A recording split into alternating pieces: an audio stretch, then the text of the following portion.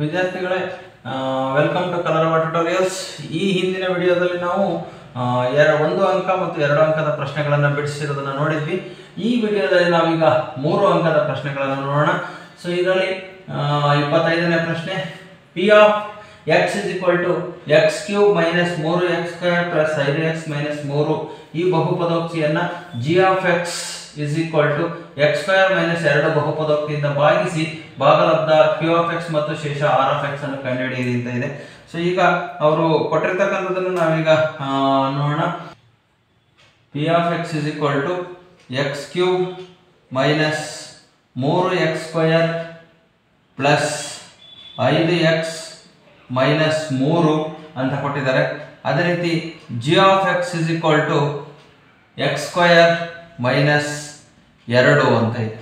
ಈಗ ಈ G of X ನಿಂದ ಪಿ ಆಫ್ ಎಕ್ಸ್ ಅನ್ನು ನಾವು ಭಾಗಿಸ್ಬೇಕು. ಸೊ ಇಲ್ಲಿ ಭಾಗಾಕಾರಕ್ಕೆ ಹಾಕೊಂಡ್ರೆ ನಮಗೆ X cube minus 3x square plus 5x minus 3 ಇದನ್ನು X square plus 0x minus 2 ಅಂತ ಹಾಕೊಂಡ್ರೆ ನಮಗೆ ಸುಲಭ ಆಗ್ತದೆ. ಸೊ ಈಗ ಫಸ್ಟ್ ಎಕ್ಸ್ ಸ್ಕ್ವಯರ್ ಇದೆ, ಇಲ್ಲಿ ಎಕ್ಸ್ ಕ್ಯೂಬ್ ಇದೆ. ಅಂದ್ರೆ ಎಕ್ಸ್ ಕ್ಯೂಬ್ ನಿಂದ ಫಸ್ಟ್ ಎಕ್ಸ್ ಸ್ಕ್ವಯರ್ ನ ಫಸ್ಟ್ ಟರ್ಮ್ ಅನ್ನ ಇದನ್ನ ಡಿವೈಡ್ ಮಾಡಿದ್ರೆ ಎಷ್ಟು ಬರ್ತದೆ ನೋಡ್ರಿ. ಎಕ್ಸ್ ಕ್ಯೂಬ್ ಇಲ್ಲಿ ಕ್ಯೂಬ್ ಸ್ಕ್ವಯರ್ ಕ್ಯಾನ್ಸಲ್ ಆಗಿ ಇಲ್ಲಿ ಎಕ್ಸ್ ಉಳಿತದೆ. ಸೊ ಅಂದ್ರೆ ಎಕ್ಸ್ ನಿಂದ ಗುಣಿಸ್ಕೋಬೇಕು ಅಂತ ಅರ್ಥ. ಎಕ್ಸ್ ಇಂದ ಎಕ್ಸ್ ಸ್ಕ್ವಯರ್ ನ ಗುಣಿಸ್ಕೊಂಡ್ರೆ ಎಕ್ಸ್ ಕ್ಯೂಬ್ ಆಗ್ತದೆ. ಎಕ್ಸ್ ಇಂದ 0x ಅನ್ನ ಗುಣಿಸ್ಕೊಂಡ್ರೆ ಪ್ಲಸ್ 0x ಸ್ಕ್ವಯರ್ ಆಗುತ್ತೆ. ಇದನ್ನ ಹಾಗೆ ಬರ್ಕೋಬೇಕು ನಮ್ಗೆ, ಯಾಕೆಂದ್ರೆ ಎಕ್ಸ್ ಸ್ಕ್ವಯರ್ ಟರ್ಮ್ ಬರೋಲ್ಲ. ಸೊ ಎಕ್ಸ್ ಇಂಟು ಮೈನಸ್ 2 ಅಂತಂದ್ರೆ ಮೈನಸ್ 2x ಆಗುತ್ತೆ. ಸೊ ಈಗ ನಾವು ಇದನ್ನ ಏನ್ ಮಾಡಬೇಕು, ಕಳಿಬೇಕು. ಇದು ಮೈನಸ್ ಆಗುತ್ತೆ, ಇದು ಆಗುತ್ತೆ, ಇದು ಪ್ಲಸ್ ಆಗುತ್ತೆ. ಎಕ್ಸ್ ಕ್ಯೂಬ್ ಕ್ಯಾನ್ಸಲ್ ಆಗ್ತದೆ. ಸೊ ಇಲ್ಲಿ 0x ಸ್ಕ್ವಯರ್ ಇರೋದ್ರಿಂದ ಇಲ್ಲಿ ಏನು ಚೇಂಜಸ್ ಆಗೋದಿಲ್ಲ. ಮೈನಸ್ 3x ಸ್ಕ್ವಯರ್ ಹಾಗೆ ಬರ್ತದೆ. ಸೊ ಇಲ್ಲಿ ಪ್ಲಸ್ 5x ಪ್ಲಸ್ 2x ಇರೋದ್ರಿಂದ ಕೂಡಿಸ್ಬೇಕು, ಪ್ಲಸ್ 7x ಆಗ್ತಾನೆ. ಈಗ ನಮ್ಗೆ ಇಲ್ಲಿ ಒಂದು ಟರ್ಮ್ ಬಂತು. ಮತ್ತೆ ಈ ಮೈನಸ್ 3 ನಾವಿಲ್ಲಿ ಕೆಳಗಡೆ ಇಳಿಸ್ಕೋಬೇಕು. ಈಗ ಎಕ್ಸ್ ಸ್ಕ್ವಯರ್ಗೆ ಏನನ್ನ ಗುಣಿಸಿದ್ರೆ ಮೈನಸ್ 3x ಸ್ಕ್ವಯರ್ ಆಗುತ್ತೆ, ಅದನ್ನ ನೋಡ್ಕೋಬೇಕು. ಮೈನಸ್ 3 ಗುಣಿಸಿದ್ರೆ ಸಾಕು. ಸೊ ಅದರಿಂದ ಮೈನಸ್ 3 ಇಂಟು ಎಕ್ಸ್ ಸ್ಕ್ವಯರ್ ಅಂದ್ರೆ minus 3x square minus into plus ಇದು ಮೈನಸ್ 3 ಇಂಟು 0x ಅಂತಂದ್ರೆ 3x, ಇದು 0x ಆಗ್ತದೆ. ಸೊ ಮೈನಸ್ 3 ಇಂಟು ಮೈನಸ್ 2 ಅಂದ್ರೆ ಮೈನಸ್ ಇಂಟು ಪ್ಲಸ್ ಮೈನಸ್ 3 2 6 ಆಗ್ತದೆ. ಸೊ ಈಗ ಇದನ್ನ ಕಳೆದಾಗ ಇದರ ಚಿಹ್ನೆ ಚೇಂಜ್ ಆಗ್ತದೆ. ಇದರ ಚಿಹ್ನೆ ಚೇಂಜ್ ಮಾಡಿದ್ರು ಒಂದೇ ಬಿಟ್ಟರು ಒಂದೇ, ಆದ್ರೆ ಇದರ ಚಿಹ್ನೆ ಚೇಂಜ್ ಆಗ್ತದೆ. 3x ಸ್ಕ್ವೇರ್ ಕ್ಯಾನ್ಸಲ್ ಆಗ್ತದೆ. 7x ಮೈನಸ್ 0x ಅಂತಂದ್ರೆ ಇಲ್ಲಿ 7x ಬರ್ತದೆ. ಸೊ ಇಲ್ಲೂ ಮೈನಸ್ ಇಲ್ಲೂ ಮೈನಸ್ ಇರೋದ್ರಿಂದ ಕೂಡಿಸ್ಬೇಕು. ಸೊ ಮೈನಸ್ 9 ಆಗುತ್ತೆ. ಸೊ ಇದು ಇಲ್ಲಿ ಉಳಿದಿರತಕ್ಕಂತಹ ಒಂದು ಶೇಷ ಆಗಿದೆ. ಇದು ಭಾಗಲಬ್ಧ. ಅದಕ್ಕೋಸ್ಕರ ಇಲ್ಲಿ ಬರೀಬೇಕು, ಭಾಗಲಬ್ಧ is equal to X minus 3. So ಇಲ್ಲಿ ಶೇಷ 7x ಮೈನಸ್ 9. ಸೊ ಈ ರೀತಿ ಭಾಗಾಕಾರ ಮಾಡುವುದರಿಂದ ನಾವೇನ್ ಮಾಡಬಹುದು, ಇದರ ಶೇಷ ಮತ್ತು ಭಾಗಲಬ್ಧವನ್ನ ಕಂಡುಹಿಡಿಯಲಿಕ್ಕೆ ಸಾಧ್ಯ. ಮುಂದಿನ 26ನೇ ಪ್ರಶ್ನೆಯನ್ನು ನೋಡೋಣ. ಒಂದು ಆಯತಾಕಾರದ ಮೈದಾನದ ವಿಸ್ತೀರ್ಣ ಮತ್ತು ಸುತ್ತಳತೆಗಳು ಕ್ರಮವಾಗಿ 60 ಮೀಟರ್ ಸ್ಕ್ವೇರ್ ಮತ್ತು 32 ಮೀಟರ್ ಆಗಿವೆ. ಹಾಗಾದರೆ ಮೈದಾನದ ಉದ್ದ ಮತ್ತು ಅಗಲಗಳನ್ನು ಕಂಡುಹಿಡಿಯಿರಿ. ಸೊ ಈಗಿದು ವರ್ಗ ಸಮೀಕರಣಕ್ಕೆ ಸಂಬಂಧಪಟ್ಟಂತಹ ಇದು ಆಗಿದೆ. ಹಾಗಾಗಿ ಆಯತಾಕಾರದ ಮೈದಾನದ ವಿಸ್ತೀರ್ಣ, ಈ ರೀತಿ ಒಂದು ಆಯತಾಕಾರ ಇದೆ ಅಂತಂದ್ರೆ ಇದರ ವಿಸ್ತೀರ್ಣವನ್ನು ಅವರು ಕೊಟ್ಟಿದ್ದಾರೆ. ಸೊ ವಿಸ್ತೀರ್ಣ is equal to 60 metre square ಆಗಿದೆ. ವಿಸ್ತೀರ್ಣವನ್ನ 60 ಮೀಟರ್ ಸ್ಕ್ವೇರ್ ಕೊಟ್ಟಿದ್ದಾರೆ. ಅದೇ ರೀತಿ ಅದರ ಸುತ್ತಳತೆಯನ್ನ ಕೊಟ್ಟಿದ್ದಾರೆ. ಸುತ್ತಳತೆ ಇಸ್ ಈಕ್ವಲ್ ಟು ಇಲ್ಲಿ 32 ಮೀಟರ್ ಅಂತ ಕೊಟ್ಟಿದ್ದಾರೆ. ಸೊ ಈಗ ಇವೆರಡನ್ನು ಉಪಯೋಗಿಸ್ಕೊಂಡು ನಾವು ಉದ್ದ ಮತ್ತು ಅಗಲಗಳನ್ನ ಕಂಡುಹಿಡಿಯಬೇಕು. ಹಾಗಾಗಿ ಆಯತದ ಉದ್ದ ಮತ್ತು ಅಗಲಗಳು ಎಲ್ ಮತ್ತು ಬಿ ಆಗಿರಲಿ ಅಂತ ನಾವು ಇಟ್ಕೋಬೇಕೀಗ. ಹಾಗಾಗಿ ವಿಸ್ತೀರ್ಣ is equal to 60 centimetre square ಕೊಟ್ಟಿದ್ದಾರೆ. ಅದಕ್ಕೋಸ್ಕರ ಈಗ ಆಯತದ ವಿಸ್ತೀರ್ಣ ಆಯತದ ವಿಸ್ತೀರ್ಣ ಸೂತ್ರವನ್ನು ಬರ್ಕೋಬೇಕು. ಆಯತದ ವಿಸ್ತೀರ್ಣ is equal to L into B, ಉದ್ದ ಇಂಟು ಅಗಲ ಅಂತ ಹೇಳಿ ನಾವು ಹಾಕೋತೇವೆ. ಸೊ ಹಾಗಾಗಿ ಆಯತದ ವಿಸ್ತೀರ್ಣವನ್ನು ಅವರು 60 ಅಂತ ಕೊಟ್ಟಿದ್ದಾರೆ. 60 is equal to L into B ಆಯಿತು. ಇದು ಒಂದು ಸಮೀಕರಣ. ಅದೇ ರೀತಿ ಆಯತದ ಸುತ್ತಳತೆ ಕೊಟ್ಟಿದ್ದಾರೆ. ಆಯತದ ಸುತ್ತಳತೆ is equal to 2 into L plus B ಅಂತಕ್ಕಂಥದ್ದು ಆಯತದ ಸುತ್ತಳತೆ ಆಗ್ತದೆ. ಆಯತದ ಸುತ್ತಳತೆಯನ್ನು 32 ಕೊಟ್ಟಿದ್ದಾರೆ. 32 is equal to 2 into L plus B ಆಗ್ತದೆ.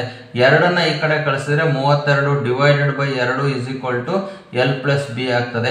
2ರಿಂದ ಇದನ್ನು ಭಾಗಿಸಿದ್ರೆ 16 ಸಲ ಭಾಗ ಆಗ್ತದೆ. ಹಾಗಾಗಿ L plus B is equal to 16 ಆಗ್ತದೆ. ನಮಗೆ ಯಾವ್ದಾದ್ರು ಸಮೀಕರಣ 1ರಲ್ಲಿ ಬರಬೇಕು. ಹಾಗಾಗಿ ಬಿ ಅನ್ನು ಆ ಕಡೆ ಕಳಿಸಿದ್ರೆ L is equal to 16 minus B ಆಗ್ತದೆ. ಸೊ ಇದು ಸಮೀಕರಣ 2. ಇದನ್ನು ನಾವು 2ನ್ನು 1ರಲ್ಲಿ ಆದೇಶಿಸಬೇಕು. 2ನ್ನು 1ರಲ್ಲಿ ಆದೇಶಿಸಿದಾಗ ಸೊ ಇಲ್ಲಿ ಎಲ್ ಬೆಲೆಯನ್ನು ಇಲ್ಲಿ ಹಾಕಬೇಕಾಗ್ತದೆ. So 60 is equal to L ಅಂತಂದರೆ 16 ಮೈನಸ್ ಬಿ ಇಂಟು ಬಿ ಆಗ್ತದೆ. ಸೊ ಈಗ ಬಿ ಇಂದ ಇದನ್ನು ಗುಣಾಕಾರ ಮಾಡ್ಕೋಬೇಕು. 60 is equal to 16 into B ಅಂದರೆ 16 ಬಿ ಆಗ್ತದೆ. ಬಿ ಇಂಟು ಬಿ ಅಂತಂದರೆ ಮೈನಸ್ ಬಿ ಸ್ಕ್ವೇರ್ ಆಗ್ತದೆ. ಸೊ ಈಗ ಇವನ್ನೆಲ್ಲ ಒಂದು ಕಡೆ ತಗೊಂಬಂದ್ರೆ ಇವನ್ನ B square minus 16 B plus 60 is equal to 0. ಇದು ಸಮೀಕರಣ, ನಮಗೆ ವರ್ಗ ಸಮೀಕರಣ ಸಿಕ್ತು. ಈ ವರ್ಗ ಸಮೀಕರಣವನ್ನು ಬಿಡಿಸಬೇಕು. ಇದನ್ನ ಯಾವ ವಿಧಾನದಲ್ಲಿ ಬೇಕಾದ್ರೂ ಬಿಡಿಸ್ಬೋದು, ಸೂತ್ರ ಉಪಯೋಗಿಸ್ಬೋದು ಅಥವಾ ಅಪವರ್ತನ ವಿಧಾನದಿಂದ ಬಿಡಿಸ್ಬೋದು. ಇಲ್ಲಿ ಕೂಡಿಸಿದ್ರೆ ಅಥವಾ ಕಳೆದ್ರೆ 16 ಬರಬೇಕು, ಗುಣಿಸಿದ್ರೆ 60 ಬರಬೇಕು. 60ರ ಅಪವರ್ತನಗಳನ್ನು ನೋಡಿಕೊಂಡ್ರೆ 10 ಇಂಟು 6 ಬರುತ್ತೆ. 10 ಮತ್ತು 6ನ್ನ ಕೂಡಿಸಿದ್ರೆ ನಮಗೆ ಬರ್ತದೆ. ಹಾಗಾಗಿ ಇವೆರಡಕ್ಕೂ ಮೈನಸ್ 16 ಬರಬೇಕು. ಅದಕ್ಕೋಸ್ಕರ ಎರಡಕ್ಕೂ ಮೈನಸ್ 10 ಮೈನಸ್ 6 ತಗೊಂಡ್ರೆ ಗುಣಿಸಿದ್ರೆ ಮೈನಸ್ 10 ಇಂಟು ಮೈನಸ್ 6 ಅಂತಂದ್ರೆ ಪ್ಲಸ್ 60 ಬರುತ್ತೆ. ಮೈನಸ್ 10 ಮೈನಸ್ 6ನ್ನ ಕೂಡಿಸಿದ್ರೆ ಮೈನಸ್ 16 ಬರುತ್ತೆ. ಹಾಗಾಗಿ ಇದನ್ನ B square minus 10 B minus 6 B plus 60 is equal to 0. B ಅನ್ನ ಕಾಮನ್ ತೆಗೆದ್ರೆ B minus 10 minus 6 into B minus 10 is equal to 0 ಆಗುತ್ತದೆ. ಬಿ ಮೈನಸ್ 10 ಎರಡರಲ್ಲೂ ಸಹ ಕಾಮನ್ ಇರೋದ್ರಿಂದ ಈಗ ಬಿ ಮೈನಸ್ 10ನ ಕಾಮನ್ ತೆಗೆದ್ರೆ B minus 6 is equal to 0. ಈಗ ಎರಡನ್ನೂ ಸಹ 0ಗೆ ಸಮ ಅಂತ ಬರ್ಕೋಬೇಕು. B minus 10 is equal to 0, B minus 6 is equal to 0, B is equal to 10, B is equal to 6. ಇದರಲ್ಲಿ ಒಂದು ಉದ್ದ ಮತ್ತೆ ಒಂದು ಅಗಲ ಆಗಿರ್ತದೆ. ಹಾಗಾಗಿ ಯಾವ್ದಾದ್ರು ಒಂದು ದೊಡ್ಡದು ಯಾವ್ದಿದೆಯೋ ಅದನ್ನ ಉದ್ದ ಅಂತ ತಗೋಬೇಕು. ಸೊ ಇಲ್ಲಿ ಆಯತದ ಉದ್ದ ಎಲ್ ಇಸ್ ಈಕ್ವಲ್ ಟು ಇಲ್ಲಿ 16 ಮೈನಸ್ ಬಿ ಅಂತ ನಾವು ಹಾಕೊಂಡಿದೀವಿ. ಸೊ ಬಿ ಅನ್ನ 6 ಅಂತ ತಗೊಂಡ್ರೆ that is equal to 16 minus 6 that is equal to 10. ಇಲ್ಲಿರೋದು ಒಂದು ಉದ್ದ ಆಗೇ ಇರ್ತದೆ. ಎಲ್ ಇಸ್ ಈಕ್ವಲ್ ಟು 10 ಬಂತು. ಅದೇ ರೀತಿ ಬಿ ಆಯತದ ಅಗಲ ಇಲ್ಲಿ ಬಿ ಇಸ್ ಈಕ್ವಲ್ ಟು 6. ಉದ್ದ ಮತ್ತು ಅಗಲಗಳು 10 ಮತ್ತು 6 ಆಗಿದ್ದಾವೆ. ಇದರಲ್ಲೇ ಅಥವಾ ಪ್ರಶ್ನೆ ಇದೆ. ಅಥವಾ ಪ್ರಶ್ನೆಯನ್ನು ನೋಡೋಣ. ಒಂದು ಬಸ್ಸು 360 ಕಿಲೋಮೀಟರ್ ದೂರವನ್ನು ಏಕರೂಪ ಜವದೊಂದಿಗೆ ಕ್ರಮಿಸುತ್ತದೆ ಅಂತ ಕೊಟ್ಟಿದ್ದಾರೆ. ಸೊ ಇಲ್ಲಿ ದೂರವನ್ನು ಕೊಟ್ಟಿದ್ದಾರೆ. ದೂರ is equal to 360 kilometre. So ಈ ಜವ ಏಕರೂಪ ಜವ ಇದೆ. ಅದರ ಜವವು 10 ಕಿಲೋಮೀಟರ್ ಪರ್ ಅವರ್ ಹೆಚ್ಚಾದರೆ ಅಷ್ಟೇ ದೂರವನ್ನು ಕ್ರಮಿಸಲು ಅದು 3 ಗಂಟೆ ಕಡಿಮೆ ಕಾಲವನ್ನ ತೆಗೆದುಕೊಳ್ಳುತ್ತಿತ್ತು.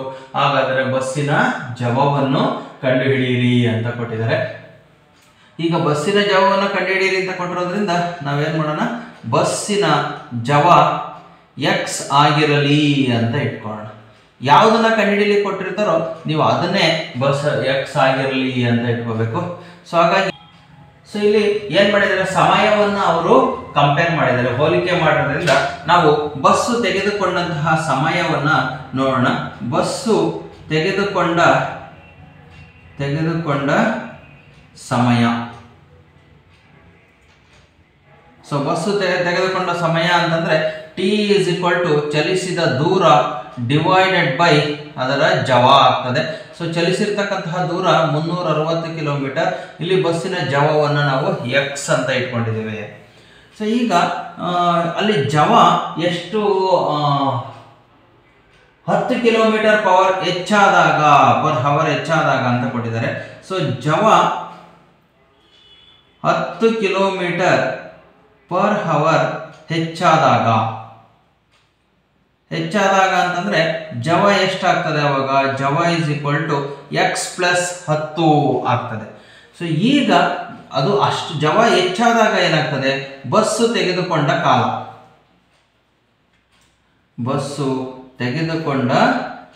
ಅಷ್ಟು ದೂರವನ್ನ ಅದು ಚಲಿಸಲುದಕ್ಕೆ ಬಸ್ಸು ತೆಗೆದುಕೊಂಡ ಕಾಲ ಅಥವಾ ಸಮಯ ಟಿ ಇಸ್ ಈಕ್ವಲ್ ಟು ಇದೇ ಡಿಸ್ಟೆನ್ಸ್ ಡಿವೈಡೆಡ್ ಬೈ ಸ್ಪೀಡ್, ಚಲಿಸಿದ ದೂರ ಡಿವೈಡೆಡ್ ಬೈ ಚಲಿಸಿದ ಜವ, ಇವೆರಡನ್ನು ಸಹ ಹಾಕಬೇಕು. ದೂರ ಮಾತ್ರ 360 ಇರುತ್ತೆ, ಡಿವೈಡೆಡ್ ಬೈ ಸೊ ಜವ ಎಷ್ಟಾಗ್ತದೆ ಇವಾಗ? X plus 10. ಸೊ ಇದನ್ನ ನಾವು ಮೊದಲನೇದಕ್ಕೆ ಹೋಲಿಕೆ ಮಾಡಿದ್ರೆ ಮೊದಲನೇ ಎಷ್ಟು ಸಮಯವನ್ನು ತೆಗೆದುಕೊಂಡಿತ್ತು ಇದಕ್ಕಿಂತ 3 ಗಂಟೆ ಕಡಿಮೆ ಕಾಲ ತೆಗೆದುಕೊಳ್ಳುತ್ತೆ. ಹಾಗಾಗಿ ಎರಡನೇ ಸಲ ತೆಗೆದುಕೊಂಡಂತಹ ಸಮಯ ಎಷ್ಟಪ್ಪ ಅಂದ್ರೆ 360 ಡಿವೈಡೆಡ್ ಬೈ ಎಕ್ಸ್ ಪ್ಲಸ್ 10 ತಗೊಂಡಿದೆ. ಇದನ್ನ ನಾವು ಮೊದಲನೇದಕ್ಕೆ ಹೋಲಿಕೆ ಮಾಡಿದ್ರೆ ಮೊದಲು ತೆಗೆದುಕೊಂಡಂತಹ ಸಮಯ 360 ಡಿವೈಡ್ ಬೈ ಎಕ್ಸ್, ಇದಕ್ಕಿಂತ 3 ಗಂಟೆ ಕಡಿಮೆ ಕಾಲವನ್ನು ತೆಗೆದುಕೊಳ್ತಾ ಇತ್ತು ಅಂತ ಕೊಟ್ಟಿದ್ದಾರೆ. ಈಗ ಇದನ್ನ ನಾವೇನ್ ಮಾಡಬೇಕು? ಸಮೀಕರಣವನ್ನ ಸರಳ ರೂಪಕ್ಕೆ ತರಬೇಕು. ಇಲ್ಲಿ ಎಕ್ಸ್ ಪ್ಲಸ್ 10 ಮತ್ತೆ ಇಲ್ಲಿ ಎಕ್ಸ್ ಇದೆ. ಈ ಎಕ್ಸ್ ಅನ್ನು ನಾವು ಲಾಸ ತಗೋಬೇಕು. 360 ಡಿವೈಡೆಡ್ ಬೈ ಎಕ್ಸ್ ಪ್ಲಸ್ 10 ಹಾಗೆ ಇಟ್ಕೊಂಡು ಎಕ್ಸ್ ನ ಲಾಸ ತಗೊಂಡ್ರೆ 360 ಮೈನಸ್ ಇಲ್ಲಿ ಎಕ್ಸ್, ಇಲ್ಲಿ ಛೇದದಲ್ಲಿ ಏನು ಇಲ್ಲ ಅಂದ್ರೆ 1 ಇರುತ್ತೆ. ಹಾಗಾಗಿ ಎಕ್ಸ್ ನ 3ಕ್ಕೆ ಗುಣಿಸ್ಕೋಬೇಕು, 3x ಆಗ್ತದೆ. ಈಗ ಓರೆ ಗುಣಾಕಾರ ಮಾಡ್ಕೋಬೇಕು. ಎಕ್ಸ್ ಇಂದ ಇದನ್ನ ಗುಣಿಸ್ಬೇಕು, ಇದರಿಂದ ಇದನ್ನ ಗುಣಿಸ್ಬೇಕು. ಎಕ್ಸ್ ಇಂದ 360ನ ಗುಣಿಸ್ಕೊಂಡ್ರೆ 360x ಆಗ್ತದೆ. ಇದನ್ನು ಗುಣಿಸ್ಕೋಬೇಕು ಅಂತಂದ್ರೆ X plus 10 into 360 minus 3x ಆಗುತ್ತೆ. ಈಗ ನಾವು ಎಕ್ಸ್ ಇಂದ ಇವೆರಡನ್ನು ಗುಣಿಸ್ಬೇಕು. ಎಕ್ಸ್ ಇಂಟು 360 ಅಂದ್ರೆ 360x, ಎಕ್ಸ್ ಇಂಟು 3x ಅಂತಂದ್ರೆ ಮೈನಸ್ 3x ಸ್ಕ್ವಯರ್ ಆಗುತ್ತೆ. 360 ಇಂಟು ಎಕ್ಸ್ ಅನ್ನ ಮತ್ತೆ 10ರಿಂದ 360ನ ಗುಣಿಸ್ಬೇಕು. ಪ್ಲಸ್ 10 ಇಂಟು 360 ಅಂತಂದ್ರೆ 3600 plus into minus 10 into 3x ಅಂತಂದ್ರೆ 30x ಆಗ್ತದೆ. ಈ ಕಡೆ 360x ಇದೆ. ಸೊ ಎರಡು ಕಡೆ 360x ಕ್ಯಾನ್ಸಲ್ ಆಗ್ತದೆ. ಸೊ ಇಲ್ಲಿ ಎಕ್ಸ್ ಸ್ಕ್ವಯರ್ಗೆ 3 ಇರೋದ್ರಿಂದ ಇವೆಲ್ಲವೂ 3ರಿಂದ ಭಾಗ ಆಗ್ತದೆ. ಹಾಗಾಗಿ ಡಿವೈಡೆಡ್ ಬೈ -3 ಮೈನಸ್ ಹೊರಟೋಗ್ತದೆ. 3ರಿಂದ ಭಾಗಿಸಿದ್ರೆ ಇದು ಎಕ್ಸ್ ಸ್ಕ್ವಯರ್. ಇದನ್ನ ಫಸ್ಟ್ ಬರ್ಕೊಳ್ಳೋಣ. X square plus 10x minus 3 1 3 3 2 6 1200 is equal to 0. ಇದಿಷ್ಟನ್ನ -3ರಿಂದ ಭಾಗಿಸಿದಾಗ ಇಲ್ಲಿ -3 ಕ್ಯಾನ್ಸಲ್ ಆಗಿ ಬರೀ ಎಕ್ಸ್ ಸ್ಕ್ವೇರ್ ಉಳ್ಕೊಂತದೆ.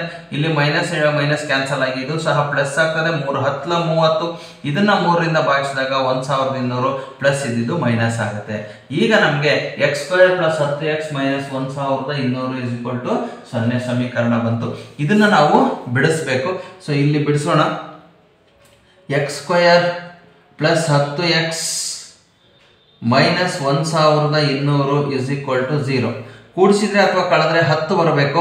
ಸೊ ಗುಣಿಸಿದಾಗ 1200 ಬರಬೇಕು. ಸೊ ಈಗ ನಮಗೆ 40 ಮತ್ತೆ 30 ಇಲ್ಲಿ ಅಪವರ್ತನಗಳಾಗ್ತದೆ. 40 ಮತ್ತೆ ಇಂಟು 30ನ್ನ ಗುಣಿಸಿದ್ರೆ 1200 ಬರ್ತದೆ. 40ರಲ್ಲಿ 30ನ್ನ ಕಳೆದರೆ ನಮಗೆ 10 ಬರ್ತದೆ. ಹಾಗಾಗಿ ಪ್ಲಸ್ 40 ಮೈನಸ್ 30 ಹಾಕೋಬೇಕು. ಈ ಸಮೀಕರಣದಲ್ಲಿ X square plus 40x minus 30x minus 1200 is equal to 0. So ಈಗ ಇದನ್ನ ಬಿಡಿಸ್ಬೇಕು. ಎಕ್ಸ್ ಅನ್ನ ಕಾಮನ್ ತೆಗೆದ್ರೆ ಇಲ್ಲಿ ಎಕ್ಸ್ ಪ್ಲಸ್ 40 ಆಗುತ್ತೆ. ಇಲ್ಲಿ ಮೈನಸ್ 30ನ್ನ ಕಾಮನ್ ತೆಗಿಬೇಕು. ಇಲ್ಲಿ ಎಕ್ಸ್ ಪ್ಲಸ್ 40 ಉಳಿತದೆ ಇಸ್ ಈಕ್ವಲ್ ಟು 0. ಇಲ್ಲಿ ಎಕ್ಸ್ ಪ್ಲಸ್ 40 ಎರಡು ಕಡೆ ಇದೆ. ಎಕ್ಸ್ ಪ್ಲಸ್ 40ನ್ನ ಕಾಮನ್ ತೆಗಿಬೇಕು. ಸೊ ಅವಾಗ ಎಕ್ಸ್ ಮೈನಸ್ 30 ಉಳಿತದೆ ಇಸ್ ಈಕ್ವಲ್ ಟು 0. ಸೊ ಈಗ ಇವೆರಡನ್ನು 0ಗೆ ಸಮೀಕರಿಸಬೇಕು. X plus 40 is equal to 0, X minus 30 is equal to 0. X is equal to -40 ಆಯಿತು, ಇಲ್ಲಿ ಎಕ್ಸ್ ಇಸ್ ಈಕ್ವಲ್ ಟು +30 ಆಯಿತು. ಈ -40 ನಾವು ಲೆಕ್ಕಕ್ಕೆ ತಗೊಳಕ್ ಬರಲ್ಲ, ಮೈನಸ್ ಇರೋದ್ರಿಂದ ಎಕ್ಸ್ ಇಸ್ ಈಕ್ವಲ್ ಟು 30. ಇದು ಬಸ್ಸಿನ ಜವ ಆಗಿದೆ. ಸೊ ಹಾಗಾಗಿ ಬಸ್ಸಿನ ಜವ 30 km/h ಆಗಿದೆ. ಮುಂದಿನ ಪ್ರಶ್ನೆಯನ್ನು ನೋಡೋಣ. ಈ ಕೆಳಗಿನ ವರ್ಗೀಕೃತ ದತ್ತಾಂಶಗಳಿಗೆ ಸರಾಸರಿಯನ್ನು ಕಂಡುಹಿಡಿಯಿರಿ ಅಂತ ಕೊಟ್ಟಿದ್ದಾರೆ. ಸೊ ಈಗ ನಾವು ಆ ವರ್ಗೀಕೃತ ದತ್ತಾಂಶಗಳನ್ನು ಬರ್ಕೊಳ್ಳೋಣ. ಫಸ್ಟು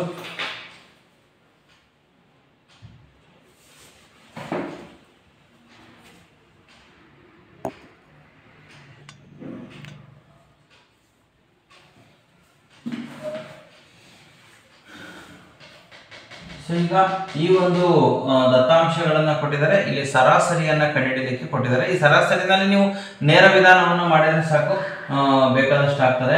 ಸೊ ಹಾಗಾಗಿ ಈಗ ಇದು ಕ್ಲಾಸ್ ಇಂಟರ್ವಲ್ ವರ್ಗಾಂತರವನ್ನು ಕೊಟ್ಟಿದ್ದಾರೆ. ಇದು ಎಫ್ ಇದೆ ಆವೃತ್ತಿ. ಸೊ ಈಗ ನಾವು ಎಕ್ಸ್ ಅನ್ನ ಕಂಡುಹಿಡ್ಕೋಬೇಕು. ಎಕ್ಸ್ ಅನ್ನ ಕಂಡುಹಿಡ್ಕೋಬೇಕು. ಅದಾದ್ಮೇಲೆ ಎಫ್ ಇಂಟು ಎಕ್ಸ್ ಕಂಡುಹಿಡ್ಕೊಂಡ್ರೆ ಸಾಕು, ನೇರವಾಗಿ ಬರ್ತದೆ. ಸೊ ಎಕ್ಸ್ ಅಂದ್ರೆ 0 ಮತ್ತು 20 ಇದರ ಮಧ್ಯಬಿಂದು ಆಗ್ತದೆ. ಸೊ ಮಧ್ಯಬಿಂದು ಎಷ್ಟಾಗ್ತದೆ? 10 ಆಗುತ್ತೆ. 20 ಮತ್ತೆ 40ರ ಮಧ್ಯಬಿಂದು 30, 40 ಮತ್ತೆ 60ರ ಮಧ್ಯಬಿಂದು 50, 60 ಮತ್ತೆ 80ರ ಮಧ್ಯಬಿಂದು 70, 80 ಮತ್ತೆ 100ರ ಮಧ್ಯಬಿಂದು 90. ಸೊ ಇದು ಇಲ್ಲಿ ನೇರ ವಿಧಾನವನ್ನು ಮಾಡ್ತಾ ಇರೋದ್ರಿಂದ ಎಫ್ ಮತ್ತೆ ಎಕ್ಸ್ ಅನ್ನ ಎರಡನ್ನು ಗುಣಿಸ್ಕೊಂತೀವಿ. 12 × 10 ಅಂತಂದ್ರೆ 120, 14 ಮೂರ್ಲಿ 42, 420, 8 5ಲಿ 40, 400, 6 7ಲಿ 42, 9 90. ಸೊ ಈಗ ನಾವು ಸರಾಸರಿಯನ್ನು ಕಂಡುಹಿಡಿಯಬೇಕು. ಆಕ್ಚುಲಿ ಸರಾಸರಿಗೆ ಸೂತ್ರ ಏನಿದೆ? ಸರಾಸರಿ x bar is equal to sigma fx divided by sigma f ಅಥವಾ n ಅಂತ ಬರೀಬಹುದು ನಾವು. ಸಿಗ್ಮಾ ಎಫ್ ಅಂತಂದ್ರೆ ಇದೆ n ನ ಬೆಲೆ. Sigma F is equal to ಇದನ್ನ ಕೂಡಿಸ್ಕೋಬೇಕು. ಸೊ 12 ನ 16, 26, 8 34, 49, 50. ಸೊ ಸಿಗ್ಮಾ ಎಫ್ 50 ಬರ್ತದೆ. ಸಿಗ್ಮಾ ಎಫ್ ಎಕ್ಸ್ ಅನ್ನ ಕೂಡ್ಕೋಬೇಕು. ಸೊ ಇಲ್ಲಿ 0 2 2 4 2 6 9 13 17 21 2260 ಡಿವೈಡೆಡ್ ಬೈ 50 ಆಗ್ತದೆ. That is equal to sigma F X ಅಂದ್ರೆ 2660 ಡಿವೈಡೆಡ್ ಬೈ 50 ಇದೆ. ಈ 0 0 ಕ್ಯಾನ್ಸಲ್ ಮಾಡ್ರಿ.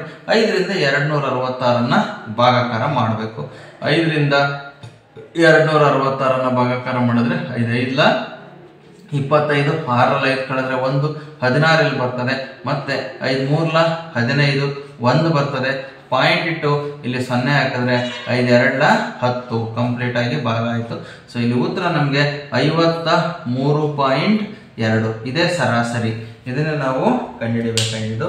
ಹಾಗಾಗಿ ಇಲ್ಲಿ ಈ ಒಂದು ದತ್ತಾಂಶಗಳ ಸರಾಸರಿ 53.2 ಆಗಿದೆ ಅಂತ ಹೇಳಿ. ಸೊ ಇದರಲ್ಲೇನೆ ಅಥವಾ ಪ್ರಶ್ನೆಯನ್ನು ಕೊಟ್ಟಿದ್ದಾರೆ. ಸೊ ಇಲ್ಲಿ ಈ ಅಥವಾ ಪ್ರಶ್ನೆಯಲ್ಲಿ ಈ ಕೆಳಗಿನ ವರ್ಗೀಕೃತ ದತ್ತಾಂಶಗಳಿಗೆ ಮಧ್ಯಾಂಕವನ್ನು ಕಂಡುಹಿಡಿಯಿರಿ ಅಂತ ಇದೆ. ಸೊ ಆ ದತ್ತಾಂಶಗಳನ್ನು ಬರ್ಕೊಳ್ಳೋಣ.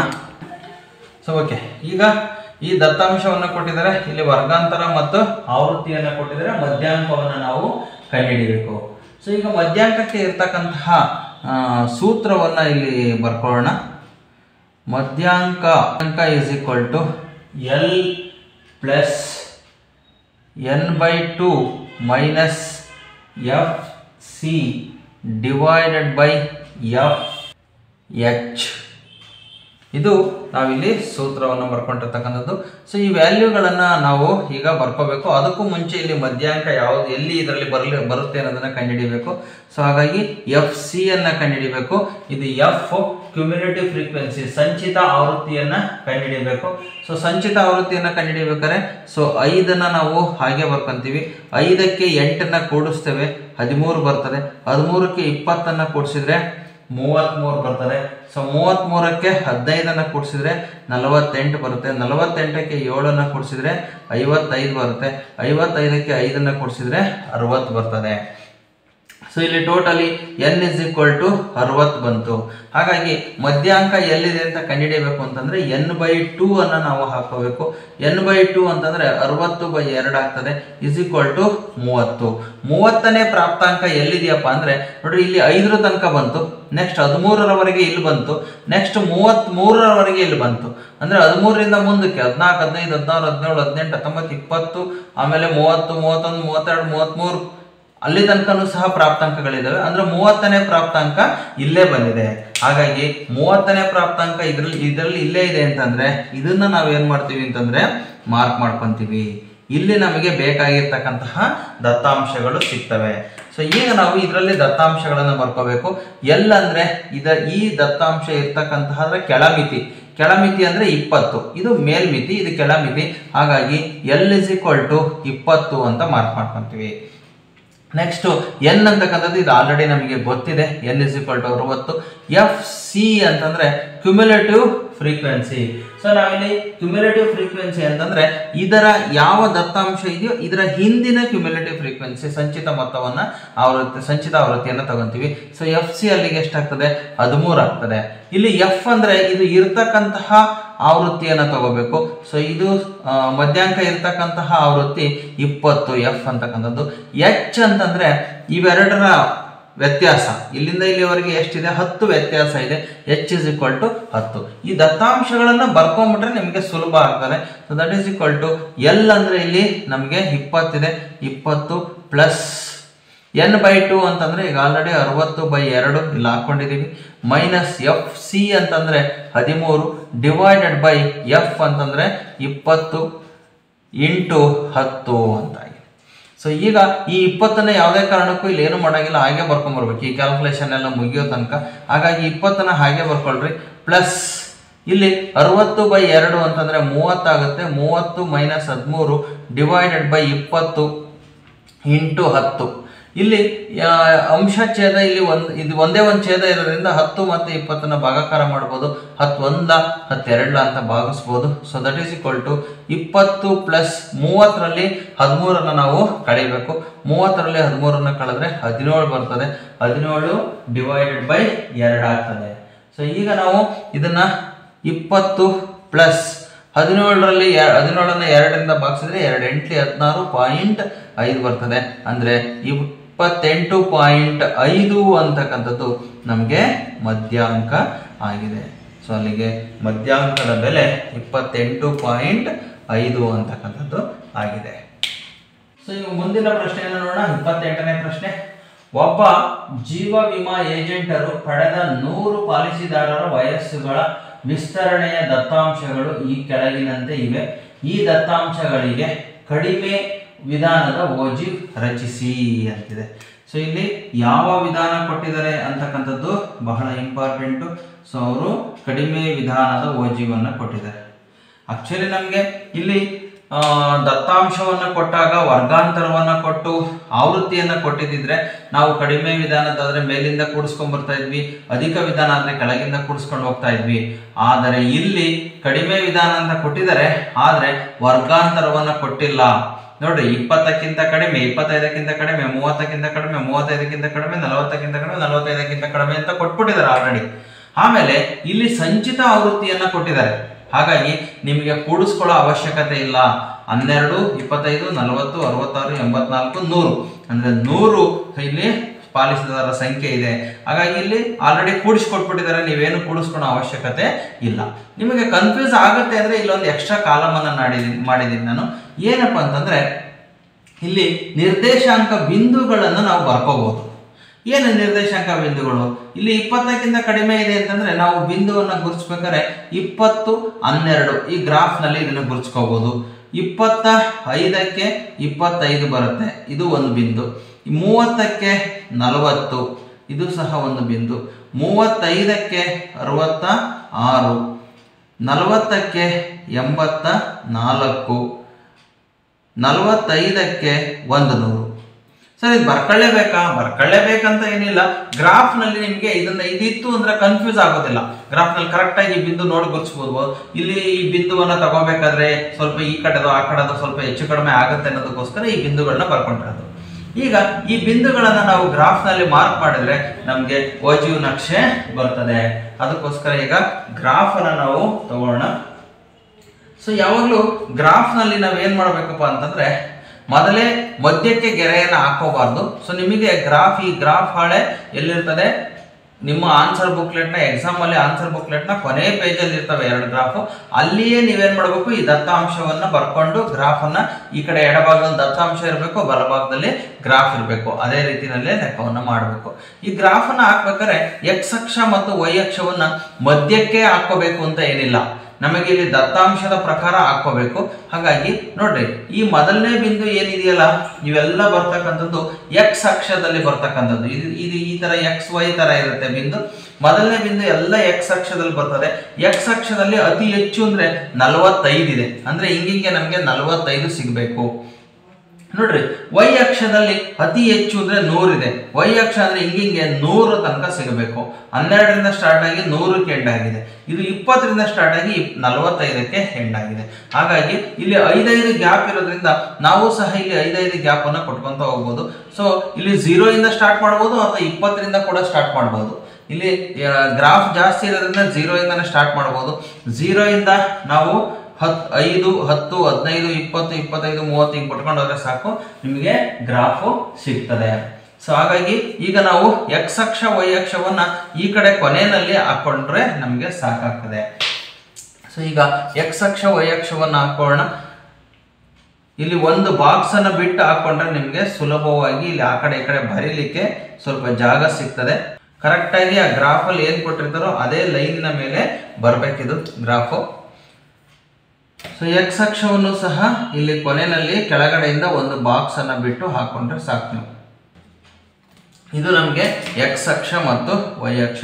ಇದನ್ನ ಎಕ್ಸ್ ಡ್ಯಾಶ್ ಅಂತ ಗುರುತಿಸ್ತೇವೆ. ಇದು ವೈ ಡ್ಯಾಶ್ ಆಗಿದೆ. ಇಲ್ಲಿ ಮಧ್ಯದಲ್ಲಿ ಬರ್ತಕ್ಕಂಥದ್ದು 0. ಈಗ ನಮಗೆ ಎಕ್ಸ್ ಅಕ್ಷದ ಮೇಲೆ 20ರಿಂದ 45 ತನಕ ಬಿಂದುಗಳಿದಾವೆ. ಇದು 0 ಇದೆ. ಇದನ್ನ ನಾವು 5 ಜಾಸ್ತಿ ಆಗ್ತಾ ಇರೋದ್ರಿಂದ 5, 10, 15, 20, 25, 30, 35 ಈ ಗೆರೆ ಏನಿದೆ ಕರೆಕ್ಟಾಗಿ ಅದ್ರ ಗೆರೆ ಹತ್ರನೇ ಬರ್ಕೋಬೇಕು. 40, 45 ಇಷ್ಟು ಗುರ್ಸ್ಕೊಂಡ್ರೆ ನಮಗೆ ಇಲ್ಲಿ ತನಕ ಬರ್ತದೆ. ಲಾಸ್ಟ್ ಒಂದು ಬೇಕಾದ್ರೆ ನೀವು 50 ಗುರ್ಸ್ಕೋಬಹುದು, ಅಲ್ಲೇ ನಮಗೆ ಬಿಂದು ಸಿಗೋದಿಲ್ಲ. ಹಿಂಗೆ ಇರ್ತಕ್ಕಂಥದ್ದು 100, 5, 10, 15, 20, 25, 30, 35, 40, 45, 50, 55, 60, 65, 70, 75, 80, 85, 90, 95, 100. ನೋಡ್ರಿ, ಇಷ್ಟು ದೊಡ್ಡದಾಗಿ ಗ್ರಾಫ್ ಸಿಗ್ತದೆ ಅಷ್ಟೇನೆ ಇದನ್ನ ಹಾಕೊಂಡ್ರೆ. ಸೊ ಈಗ ನಾವು ಬಿಂದುಗಳನ್ನ ಗುರುತಿಸಿದೀವಿ. ಈಗ ಈ ಬಿಂದುಗಳನ್ನ ನಿರ್ದೇಶಾಂಕ ಬಿಂದುಗಳನ್ನ ಗುರುತಿಸೋಣ. 20ರಲ್ಲಿ 12. ನೋಡ್ರಿ, ಇಲ್ಲಿಂದ ಫಸ್ಟ್ ಎಕ್ಸ್ ಅಕ್ಷದಲ್ಲಿ ಹೋಗ್ಬೇಕು. ಮೊದಲ ಎಕ್ಸ್ ಅಕ್ಷ ಅಂದ್ರೆ ಇಲ್ಲಿಂದ ಸ್ಟಾರ್ಟ್ ಮಾಡ್ತೀವಿ. 20 ಅಂದ್ರೆ 5, 10, 15, 20 ಈ ಲೈನ್ನಲ್ಲೇ ಹೋಗ್ಬೇಕು. ಈಗ ನಾವು ಇಲ್ಲಿಂದ ವಾಪಸ್ ಇಲ್ಲಿಗೆ ಬರಂಗಿಲ್ಲ. 20 ಅದರಲ್ಲಿ 12 ಅಂತಂದ್ರೆ ಮೇಲ್ಗಡೆಗೆ ಹೋಗ್ಬೇಕು. ಆ ಕಡೆ ಈ ಕಡೆ ಅಥವಾ ಬರಂಗಿಲ್ಲ, ಕೆಳಗೂ ಬರಂಗಿಲ್ಲ. ಇಲ್ಲಿಂದ 12 ಅಂದ್ರೆ ಇದು 5, ಇದು 10, 10 ಆದ್ಮೇಲೆ ಇದು 15 ಇದೆ. ಹಾಗಾಗಿ 2 ಗೆರೆಗೆ ಒಂದೊಂದು ಬಿಂದು ಸಿಗುತ್ತೆ. ಇದು 10, 11, 12ನೇ ಬಿಂದು ಇಲ್ಲಿ ಸಿಗ್ತದೆ ನಿಮಗೆ. 12ನೇ ಬಿಂದುಗೆ ಒಂದು ಮಾರ್ಕ್ ಅನ್ನ ಮಾಡ್ಕೊಳ್ರಿ. ಇದು 12ನೇ ಬಿಂದು. ಇಲ್ಲಿ ಬಿಂದುಗಳನ್ನ ಬರೆದ್ರು ನಡೀತದೆ ಅಥವಾ ಬರೀದೇ ಇದ್ರೂ ಸಹ ನಡೀತದೆ. ಇದು ಒಂದು ಬಿಂದು ಆಯ್ತು. ನೆಕ್ಸ್ಟ್ 25, 25 ಇದೆ. 25 ಇಲ್ಲಿಂದ 25. ಸೊ 25ನೇದನ್ನ ಗುರುತಿಸಬೇಕು. 5, 10, 15, 20, 25 ಇಲ್ಲಿ 25ನೇದು ಏನಿದೆ ಇಲ್ಲಿ ಬರ್ತದೆ. ಸೊ ಹಾಗಾಗಿ ಇಲ್ಲಿ ಈ ಬಿಂದು 25, 25 ಬಂತು. ನೆಕ್ಸ್ಟ್ 30, 40 ಇದೆ. ಇಲ್ಲಿಂದ 30 ಇದರಲ್ಲಿ 40. ಸೊ 40 ಅಂತಂದ್ರೆ ಈ ಗೆರೆ ಬರ್ತದೆ. ಹಾಗಾಗಿ 40 ಮತ್ತೆ 30 ಎರಡು ಬರ್ತಕ್ಕಂಥದ್ದು ಇಲ್ಲಿ ಬರ್ತದೆ. ಸೊ ಇದು ಇಷ್ಟೇ ಚಿಕ್ಕದಾಗಿ ನೀವು ಬಿಂದುವನ್ನು ಇಡಬೇಕು. ನೀವು ಬಿಂದು ಇಡ್ರಿ ಅಂತಂದ್ರೆ ಇಷ್ಟು ಅಗ್ಲ ಮಾಡಬಾರ್ದು, ಯಾವುದೇ ಕಾರಣಕ್ಕೂ ಇಷ್ಟಲ್ಲೇ ಇರಬೇಕು. ನೆಕ್ಸ್ಟ್ 35, 66. ಸೊ 35ರಲ್ಲಿ 66ನ್ನ ಗುರುತಿಸಬೇಕು. ಸೊ ಇಲ್ಲಿ ಹೋದ್ರೆ ನಮಗೆ 60 ಈ ಬಿಂದುವಿನಲ್ಲಿ ಸಿಗ್ತದೆ. 60 ಅಂತಕ್ಕಂಥದ್ದು ನೀವು ಹಿಂಗೆ ಹೋಗ್ಬೇಕಾದ್ರೆ ಕೈ ಒಂದೊಂದ್ಸಲ ಆ ಕಡೆ ಈ ಕಡೆ ಹೋಗ್ಬಿಡ್ತದೆ. ಕರೆಕ್ಟಾಗಿ ಇದೇ 35ನೇ ಗೆರೆಯಲ್ಲೇ ಹೋಗ್ಬೇಕು. ಈ ಕಡೆ 60ನ್ನ ಗುರುತಿಸ್ಕೋಬೇಕು. ಸೊ 60 ಇಲ್ಲಿ ಬಂತು. ಇದು 65, 66 ಕೇಳಿದರೆ ಅಂದ್ರೆ ಸಣ್ಣ ಗೆರೆ 2ನ್ನ ಮುಂದಕ್ಕೆ ಹಾಕಿದ್ರೆ ಮುಂದಕ್ಕೆ ತಗೊಂಡೋದ್ರೆ ಇದು 66. 35 66 ಆಯಿತು. ನೆಕ್ಸ್ಟ್ 40 84, 40ನೇ ಗೆರೆಯಲ್ಲಿ 80 ಸಿಗೋ ತನಕ ಹೋಗ್ರಿ. ಸೊ ಇದು 80ನೇ ಗೆರೆ, ಇಲ್ಲಿಂದ 80, ಇಲ್ಲಿಂದ ಮುಂದಕ್ಕೆ 4 ಅಂತಂದ್ರೆ ಎರಡೆರಡು ಬಿಂದುಗಳನ್ನು ಗುರುತಿಸ ಹೋದ್ರೆ ಸೊ ಇಲ್ಲಿ 4, ಇದು 84. ನೆಕ್ಸ್ಟ್ 45 100, 45ನೇ ಗೆರೆಯಲ್ಲಿ 100 ಹುಡುಕಂತ ಹೋಗ್ಬೇಕು. 100 ಅಂದ್ರೆ ಇದೇ ಕೊನೆ ಬಿಂದು ನಮಗೆ ಇಲ್ಲಿ ಸಿಕ್ಕಿರ್ತಕ್ಕಂಥದ್ದು 45 100. ಈಗ ನಾವು ಈ ಬಿಂದುವನ್ನ ನಾವಿಲ್ಲಿ ಸೇರಿಸ್ತಾ ಹೋಗ್ಬೇಕು. ಸೊ ಇಲ್ಲಿ ನಾವು 0 ಇಲ್ಲಿರೋದ್ರಿಂದ 0ಗೆ ಇದನ್ನ ಗೆರೆನ ಸೇರಿಸ್ಬೋದು ಅಥವಾ ಇಲ್ಲಿಂದನೇ ಮಾಡ್ಕೊಂಡು ಹೋಗ್ಬೋದು. ಸೊ 0 ಇರಲಿಲ್ಲ ಅಂದ್ರೆ ಜಾಸ್ತಿ ಬಿಂದುವನ್ನ ಗುರುತಿಸಿದೀವಿ ಅಂತಂದ್ರೆ ಇಲ್ಲೇನೆ ಮೊದಲನೇ ಬಿಂದುನೇ ಗುರುತಿಸ್ಕೊಂತ ಹೋಗ್ತೀವಿ. ಸೊ ಈಗ ಇಲ್ಲಿ ಈ ಬಿಂದುಗಳನ್ನ ಸ್ಮೂತ್ ಕರ್ವ್ನ ಹಾಕ್ಬೇಕು. ನಿಮಗೆ ಸ್ಮೂತ್ ಕರ್ವ್ನ ಹಾಕ್ಲಿಕ್ಕೆ ಆಗ್ಲಿಲ್ಲ ಅಂದ್ರೆ ಪ್ರತಿ ಒಂದೊಂದು ಬಿಂದುವನ್ನು ಸಹ ಸಪರೇಟ್ ಆಗಿ ಸೇರಿಸ್ತಾ ಹೋಗ್ರಿ. ಎಲ್ಲ ಬಿಂದುಗಳು ಒಂದೇ ನೇರದಲ್ಲಿ ಬರೋದಿಲ್ಲ, ಹಾಗಾಗಿ ಒಂದೊಂದು ಬಿಂದುವನ್ನೇ ಕೂಡಿಸ್ತಾ ಹೋಗ್ರಿ. ನಿಮಗೆ ನಕ್ಷೆ ನೀಟಾಗಿ ಬರ್ತದೆ. ಯಾವುದೇ ಕಾರಣಕ್ಕೂ ಒಂದು ಸಲ ಗೆರೆ ಎಳೆದ್ಮೇಲೆ ಮತ್ತೆ 2-3 ಸಲ ಹಿಂಗೆ ಆ ಕಡೆ ಈ ಕಡೆ ಹಿಂಗೆ ಎಳಿಬಾರ್ದು. ಪೆನ್ಸಿಲ್ ಶಾರ್ಪ್ ಆಗಿತ್ತು ಅಂತಂದ್ರೆ ಈ ರೀತಿ ನಕ್ಷೆ ಬರ್ತದೆ. ಸೊ ಇಷ್ಟು ಕೆಲಸವನ್ನು ನೀವು ಮಾಡಿದ್ರಿ ಅಂದ್ರೆ ನಿಮಗೆ 3 ಅಂಕಗಳು ಸಿಗ್ತದೆ. ಇಲ್ಲಿ ಸೊ ನಾವಿಲ್ಲಿ ಅಳತೆಯನ್ನ ಬರೀಬೇಕು. ಎಕ್ಸ್ ಅಕ್ಷದಲ್ಲಿ ಎಷ್ಟು ತಗೊಂಡಿದೀವಿ, ವೈ ಅಕ್ಷದಲ್ಲಿ ಎಷ್ಟು ತಗೊಂಡಿದೀವಿ. ಎಕ್ಸ್ ಅಕ್ಷದಲ್ಲಿ 1 ಸೆಂಟಿಮೀಟರ್ ಅಂದ್ರೆ ಇಲ್ಲಿಂದ ಇಲ್ಲಿ 1 ಸೆಂಟಿಮೀಟರ್, ಇದನ್ನ ನಾವು 5 ಮಾನಗಳು ಅಂತ ತಗೊಂಡಿದ್ದೇವೆ. 1 ಸೆಂಟಿಮೀಟರ್ನ 5 ಮಾನಗಳು ಅಂತ ತಗೊಂಡಿದ್ದೇವೆ. ಅದೇ ವೈ ಅಕ್ಷದಲ್ಲಿ ನೋಡಬೇಕು. ಸೊ ವೈ ಅಕ್ಷದಲ್ಲಿ ಹಿಂಗೆ ಸಹ ಇಲ್ಲಿಂದ ಇಲ್ಲಿಗೆ 5 ಮಾನಗಳು, ಅದು ಸಹ 1 ಸೆಂಟಿಮೀಟರ್ = 5 ಮಾನಗಳು ಅಂತೇಳಿ ತಗೊಂಡಿದ್ದೀವಿ. ಇದನ್ನು ನಾವು ಸ್ಕೇಲ್ ಅಳತೆಯನ್ನ ಬರೀಬೇಕು. ಸೊ ಇದು ನಮಗೆ ಬೇಕಾಗಿರ್ತಕ್ಕಂತಹ ಓಜು ನಕ್ಷೆ.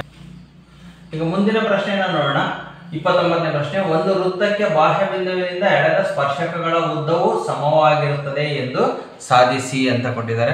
ಸೊ ಇದು ವೃತ್ತಗಳಿಗೆ ಸಂಬಂಧಿಸಿರ್ತಕ್ಕಂತಹ ಪ್ರಮೇಯ ಆಗಿದೆ. ಹಾಗಾಗಿ ಈ ಒಂದು ಪ್ರಮೇಯವನ್ನು ಸಾಧಿಸಬೇಕು ಅಂತಂದಾಗ ಮೊದಲು ನಾವು ಚಿತ್ರವನ್ನು ಹಾಕೋಬೇಕು, ಅನಂತರ ಸಾಧನೆಯನ್ನ ಮಾಡ್ತಾ ಹೋಗ್ಬೇಕು. ಸೊ ಈಗ ಮೊದಲು ಚಿತ್ರವನ್ನ ಹಾಕೊಳ್ಳೋಣ. ಸೊ ಇಲ್ಲಿ ಒಂದು ವೃತ್ತ ಇದೆ. ಈ ವೃತ್ತದಿಂದ ಪಿ ಅಂತಕ್ಕಂತಹ ಬಾಹ್ಯ ಬಿಂದು, ಇದರಿಂದ ಎಗೆ ಒಂದು ಸ್ಪರ್ಶಕವನ್ನು ಎಳೆಯಲಾಗಿದೆ, ಬಿ ಬಿಂದುವಿಗೆ ಕೂಡ ಒಂದು ಸ್ಪರ್ಶಕವನ್ನು ಎಳೆಯಲಾಗಿದೆ. ಈಗ ನಾವು ಈ ಪ್ರಮೇಯವನ್ನ ಸಾಧಿಸ್ತಾ ಹೋಗೋಣ.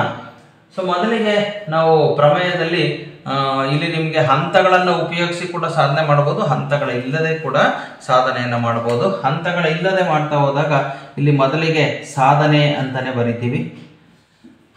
ಸೊ ಇಲ್ಲಿ ಓ ಅಂತಕ್ಕಂಥದ್ದು ವೃತ್ತ ಕೇಂದ್ರ ಆಗಿದೆ. ಇಲ್ಲಿ ಏನು ದತ್ತಾಂಶವನ್ನು ಕೊಟ್ಟಿದ್ದಾರೋ ಅದನ್ನು ಬರ್ಕೋಬೇಕು.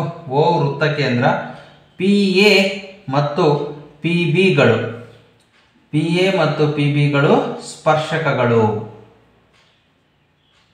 ಪಿ ಎ ಮತ್ತು ಪಿ ಬಿಗಳು ಸ್ಪರ್ಶಕಗಳು ಅಂತ ಬರ್ಕೋಬೇಕು. ಇವೆರಡು ಸಹ ಸ್ಪರ್ಶಕಗಳು ಅಂತ. ಸೊ ಇದು ದತ್ತಾಂಶವನ್ನ ಕೊಟ್ಟಿರ್ತಕ್ಕಂಥದ್ದು. ಸೊ ನಾವೀಗ ಏನನ್ನ ಸಾಧನೆ ಮಾಡಬೇಕಪ್ಪ ಅಂತಂದ್ರೆ ಪಿ ಎ = ಪಿ ಬಿ ಅಂತಕ್ಕಂತಹ ಸಾಧನೆಯನ್ನ ಮಾಡಬೇಕು. ಸೊ ಅದಕ್ಕೋಸ್ಕರ ಒಂದಷ್ಟು ರಚನೆಗಳನ್ನ ಮಾಡ್ಕೋಬೇಕು. ಏನು ರಚನೆ ಮಾಡ್ಕೋಬೇಕು ಅಂತಂದ್ರೆ ಈ ಓ ಎ, ಓ ಬಿ ಮತ್ತು ಓ ಪಿಗಳನ್ನ ಸೇರಿಸಬೇಕು. ಓ ಎ, ಓ ಬಿ ಮತ್ತು ಓ ಪಿಗಳನ್ನು ಸೇರಿಸಿ, ಇವುಗಳನ್ನು ಸೇರಿಸಿ ನಾವು ಇಲ್ಲಿ ಸಾಧನೆಯನ್ನ ಸ್ಟಾರ್ಟ್ ಮಾಡಬೇಕು. ಈಗ ಇವುಗಳನ್ನ ಸೇರಿಸೋಣ. ಸೊ ಇಲ್ಲಿ ಓ ಎ, ಓ ಬಿ ಮತ್ತು ಓ ಪಿಗಳನ್ನು ಈಗ ಸೇರಿಸಿದೆ.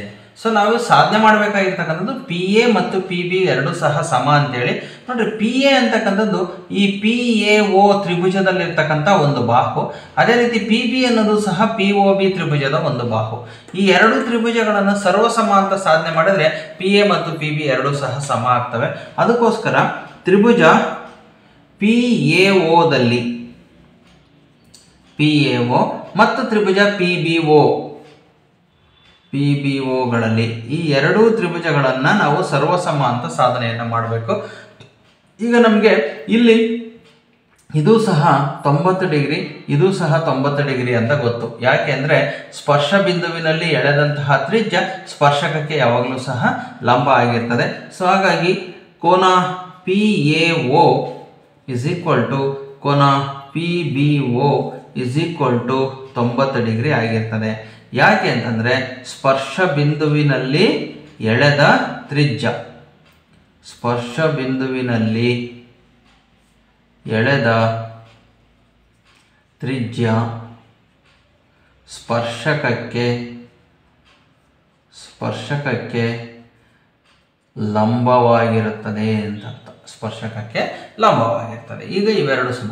ಅದರ ಜೊತೆಗೆ O A O B, O A is equal to O B. ಯಾಕೆಂದರೆ ಓ ಎ ಅನ್ನೋದು ತ್ರಿಜ್ಯ, ಓ ಬಿ ಅನ್ನೋದು ಸಹ ತ್ರಿಜ್ಯ. ಹಾಗಾಗಿ ಇವೆರಡೂ ಸಹ ತ್ರಿಜ್ಯಗಳು, ಎರಡು ತ್ರಿಜ್ಯಗಳಾಗಿರೋದ್ರಿಂದ ಸಮ ಇದೆ. ನೋಡ್ರಿ, ಇದರಲ್ಲಿ ಒಂದು ಬಾಹು ಸಮ ಆಯಿತು, ಒಂದು ಕೋನ ಸಮ ಆಯಿತು. ಈಗ ಪಿ ಒ ಅನ್ನೋದು ಮೇಲ್ಗಡೆ ತ್ರಿಭುಜಕ್ಕೂ ಬಾಹು ಆಗಿದೆ, ಕೆಳಗಡೆ ತ್ರಿಭುಜಕ್ಕೂ ಸಹ ಬಾಹು ಆಗಿದೆ. ಎರಡೂ ತ್ರಿಭುಜಗಳಿಗೆ ಒಂದೇ ಬಾಹು ಆಗಿರೋದ್ರಿಂದ P O is equal to P O. ಇದನ್ನು ನಾವೇನಂತ ಕರಿತೀವಪ್ಪ ಅಂದರೆ ಸಾಮಾನ್ಯ ಬಾಹು ಅಂತ ಕರಿತೀವಿ. ಎರಡೂ ತ್ರಿಭುಜಕ್ಕೆ ಇದು ಸಾಮಾನ್ಯ ಬಾಹು ಆಗಿದೆ. ಈಗ ನೋಡ್ರಿ, ಈ ತ್ರಿಭುಜದಲ್ಲಿ ಒಂದು ಕೋನ, ಎರಡು ಬಾಹುಗಳು ಸಮ ಆಯಿತು. ಅದು ಯಾವ ಬಾಹುಗಳು? 90 ಡಿಗ್ರಿ ಇರೋದ್ರಿಂದ ಇದು ಸಹ ಒಂದು ಲಂಬಕೋನ ತ್ರಿಭುಜ, ಇದು ಸಹ ಒಂದು ಲಂಬಕೋನ ತ್ರಿಭುಜ. ಲಂಬಕೋನ ತ್ರಿಭುಜದಲ್ಲಿ ಇಲ್ಲಿ ವಿಕರ್ಣ ಎರಡರಲ್ಲೂ ಸಮ ಇದೆ, ಒಂದು ಲಂಬಕೋನ ಸಮ ಇದೆ, ಜೊತೆಗೆ ಒಂದು ಬಾಹು ಸಮ ಇದೆ.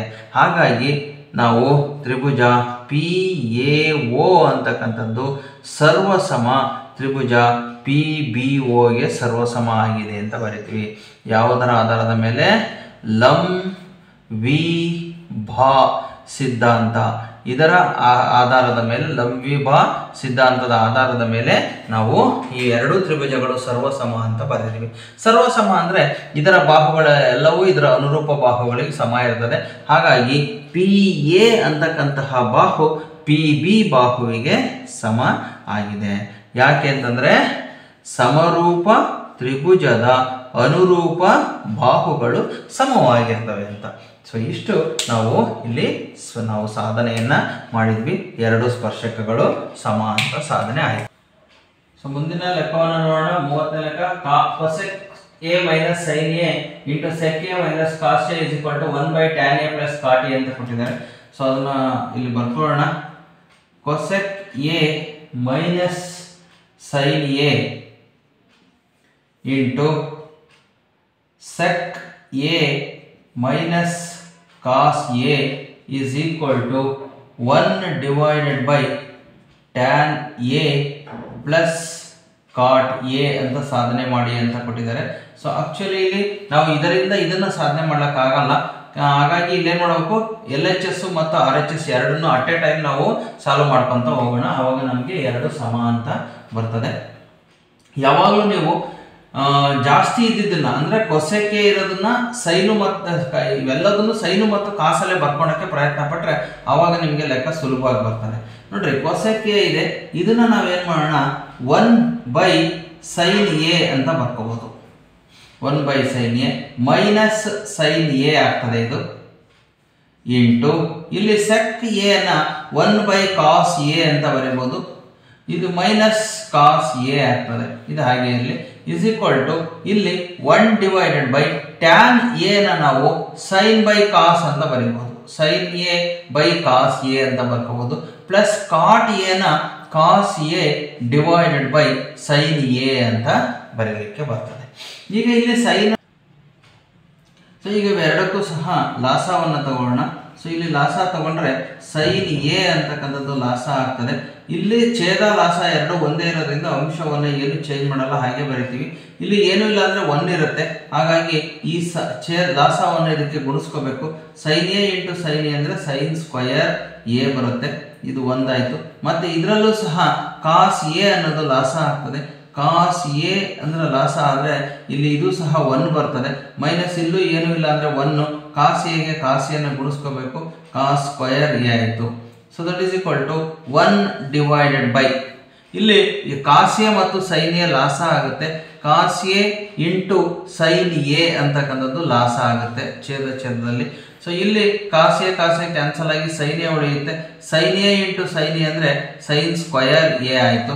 ಪ್ಲಸ್ ಇಲ್ಲಿ ಸೈನ್ ಕ್ಯಾನ್ಸಲ್ ಆಗಿ cos A into cos A ಅಂದರೆ ಕಾಸ್ ಸ್ಕ್ವಯರ್ ಎ ಆಯಿತು. ಅದೇ ಥರ ಇಲ್ಲಿ sign 1 minus sine square A ಅಂತಂದರೆ ನೋಡ್ರಿ, ನಮಗೆ sine square A plus cos square A is equal to 1 ಅಂತ ಗೊತ್ತು. ನಮಗೆ ಈ ಸೈನ್ ಸ್ಕ್ವಯರ್ ಏನ ಆ ಕಡೆ ಕಳಿಸ್ಬಿಟ್ರೆ cos square A is equal to 1 minus sine square A ಆಗ್ತದೆ. ಅಕಸ್ಮಾತ್ ಇದನ್ನ ಸೈನ್ ಸ್ಕ್ವಯರ್ನ ಇಲ್ಲೇ ಉಳಿಸ್ಕೊಂಡು ಕಾಸ್ ಸ್ಕ್ವಯರ್ ಎನೇ ಆ ಕಡೆ ಕಳಿಸಿದ್ರೆ 1 ಮೈನಸ್ ಕಾಸ್ ಸ್ಕ್ವಯರ್ ಎ ಆಗುತ್ತೆ. ಇವೆರಡನ್ನು ಇಲ್ಲಿ ಸಬ್ಸ್ಟಿಟ್ಯೂಟ್ ಮಾಡೋಣ. 1 ಮೈನಸ್ ಸೈನ್ ಸ್ಕ್ವಯರ್ ಎ ಅಂದರೆ ಅದರ ಬದಲಿಗೆ ನಾವು ಕಾಸ್ ಸ್ಕ್ವಯರ್ ಎ ಅನ್ನು ಬರೀಬಹುದು. ಡಿವೈಡೆಡ್ ಬೈ ಇಲ್ಲಿ ಸೈನ್ ಎ ಉಳಿದಿದೆ ಇಂಟು, ಈಗ ಲೆಕ್ಕ ಆಗಿರೋದ್ರಿಂದ ಬ್ರಾಕೆಟ್ ಅನ್ನು ಬಿಟ್ಬಿಡ್ತೀನಿ. 1 ಮೈನಸ್ ಕಾಸ್ ಸ್ಕ್ವಯರ್ ಎ ಅಂದರೆ ಸೈನ್ ಸ್ಕ್ವಯರ್ ಎ, ಇಲ್ಲಿ sine square A divided by cos A ಅಂತ ಆಯಿತು. ಈ ಕಡೆ ನೋಡೋಣ, ಇಲ್ಲಿ ಛೇದದಲ್ಲಿ ಛೇದ ಇದೆ ಅಂದರೆ ಇದು ಅಂಶಕ್ಕೆ ಹೋಗ್ತದೆ. Cos A into sine A ಅಂತಕ್ಕಂಥದ್ದು ಎಲ್ಲಿಗೆ ಹೋಗ್ತದೆ? ಅಂಶಕ್ಕೆ ಹೋಗ್ತದೆ. Cos A into sine A divided by sine square plus cos square A ಅಂದರೆ ಇಲ್ಲೇ ಬರ್ತಿದ್ದೀವಿ. Sine square A plus cos square A ಅಂತಂದರೆ ಅದು 1 ಆಯಿತು. ಸೊ ಈಗ ಇಲ್ಲಿ ಸೈನ್ ಎ ಅನ್ನೋದು ಸೈನ್ ಇಲ್ಲಿ 2 ಇರ್ತವೆ, 1 ಜೊತೆ ಕ್ಯಾನ್ಸಲ್ ಆಗುತ್ತೆ. ಕಾಸ್ ಎ ಅನ್ನೋದು ಇದು ಸಹ 2 ಇರ್ತವೆ, 1 ಜೊತೆ ಕ್ಯಾನ್ಸಲ್ ಆಗ್ತದೆ. ಇಲ್ಲಿ ಉಳಿದಿದ್ದು cos A into sine A ಉಳಿತು. ಇಲ್ಲಿ ಛೇದದಲ್ಲಿ 1 ಇರೋದ್ರಿಂದ ಅದನ್ನು ಸಹ ನಾವು ಬಿಡ್ತೇವೆ. ಇಲ್ಲೂ ಸಹ cos A into sine A ಉಳಿತು. ಇಲ್ಲಿ ನಮಗೆ LHS is equal to RHS, ಎಡಭಾಗ ಮತ್ತು ಬಲಭಾಗ ಎರಡೂ ಸಹ ಏನಾಗಿದ್ದಾವೆ? ಸಮ ಆಗಿರೋದ್ರಿಂದ ನಾವು ಸಾಧನೆ ಮಾಡ್ದಂಗೆ. ಸೊ ಈಗ ನಾವು ಮುಂದಿನ ಲೆಕ್ಕವನ್ನು ನೋಡೋಣ. Sine 30 degree plus tan 45 degree minus cosec 60 degree divided by sec 30 degree plus cos 60 degree plus cot 45 degree, ಇದರ ಬೆಲೆಯನ್ನು ಕಂಡುಹಿಡಿಯಿರಿ ಅಂತ ಕೊಟ್ಟಿದ್ದಾರೆ. ಅದನ್ನು ಇನ್ನೊಂದ್ಸಲ ನಾನು ಇಲ್ಲಿ ಬರೆದ್ಬಿಡ್ತೇನೆ. Sine 30 degree plus tan 45 degree plus minus cosec 60 degree ಅಂತ ಇದೆ, divided by sec 30 degree plus cos 60 degree plus cot 45 degree. So ಈ ಥರ ಇದೆ. ಇದರ ಬೆಲೆಯನ್ನು ಕಂಡುಹಿಡಿಯಿರಿ ಅಂತ ಕೊಟ್ಟಿದ್ದಾರೆ. ಸೊ ಇಲ್ಲಿ ನಾನು ಒಂದು ಸುಲಭವಾಗಿರ್ತಕ್ಕಂತಹ ವಿಧಾನವನ್ನು ನಿಮ್ಗೆ ಆಲ್ರೆಡಿ ನನ್ನ ಚಾನಲ್ನಲ್ಲಿ ವಿಡಿಯೋದಲ್ಲಿ ಹಾಕಿ ತೋರಿಸಿದ್ದೇನೆ. ಸೊ ಸುಲಭವಾಗಿ ಜಸ್ಟ್ ಕೈ ಬೆರಳುಗಳನ್ನು ಉಪಯೋಗಿಸ್ಕೊಂಡು ನಾವು ಇವುಗಳ ಎಲ್ಲ ಬೆಲೆಗಳನ್ನು ನಾವು ತಿಳ್ಕೊಳ್ಬೋದು. ಸೊ ಏನು ಮಾಡಬೇಕಪ್ಪ ಅಂತಂದರೆ ಇದರಲ್ಲಿ ಸೊ ಒಂದನ್ನು ನೀವು ನೆನ್ಪಿಟ್ಕೋಬೇಕು. ಸೊ ಡಿವೈಡೆಡ್ ಬೈ 2 ಅಂತಕ್ಕಂಥದ್ದು ಇಲ್ಲಿ ಛೇದದಲ್ಲಿ ಇರ್ತದೆ. ಮೇಲಿನ ಸಂಖ್ಯೆಗೆ ರೂಟ್ ಹಾಕ್ಕೋಬೇಕು. ಒಂದು ಭಿನ್ನ ರಾಶಿಯ ಥರದನ್ನು ನೀವು ನೆನ್ಪಿಟ್ಕೋಬೇಕು. ಸೊ ಆವಾಗ ನಾವು ಸುಲಭವಾಗಿ ಇದನ್ನು ಕಂಡುಹಿಡ್ಕೋಬಹುದು. ಸೊ ಇದರ ಜೊತೆಗೆ ಇದು ಈ ಬೆರಳು 0 ಡಿಗ್ರಿ, ಇದು 30 ಡಿಗ್ರಿ, ಇದು 45 ಡಿಗ್ರಿ, ಇದು 60 ಡಿಗ್ರಿ, ಇದು 90 ಡಿಗ್ರಿ ಅಂತ ನೆನ್ಪಿಟ್ಕೊಳ್ರಿ. ಯಾವುದರ ಬೆಲೆಯನ್ನು ಬೇಕಾದರೂ ಸಹ ನಾವು ಕಂಡುಹಿಡಿಯಲಿಕ್ಕೆ ಸಾಧ್ಯ ಆಗುತ್ತೆ. ಇಷ್ಟು ಗೊತ್ತಿದ್ರೆ ಸಾಕು. ಈಗ ಇದನ್ನು ಉಪಯೋಗಿಸ್ಕೊಂಡೆ ನಾವು ಬೆಲೆಗಳನ್ನು ಕಂಡುಹಿಡಿತಾ ಹೋಗೋಣ. ಹೇಗೆ ಅಂತಂದರೆ ಈಗ ಸೈನ್ 30 ಡಿಗ್ರಿ ಇದೆ. ಸೈನ್ 30 ಡಿಗ್ರಿ ಅಂತಂದರೆ ನಾವು ಈ 30 ಡಿಗ್ರಿ ಬೆರಳನ್ನು ಮಡಚಬೇಕು. ಈ ಕಡೆ ಎಷ್ಟು ಬೆರಳು ಉಳಿತಾವೋ ಅದು ಸೈನ್ಗೆ ಸಂಬಂಧಪಟ್ಟಿದ್ದು. ಇಲ್ಲಿ 1 ಬೆರಳು ಉಳಿದಿದೆ, ಇಲ್ಲಿ 1 ಅಂತ ಹಾಕೋಬೇಕು.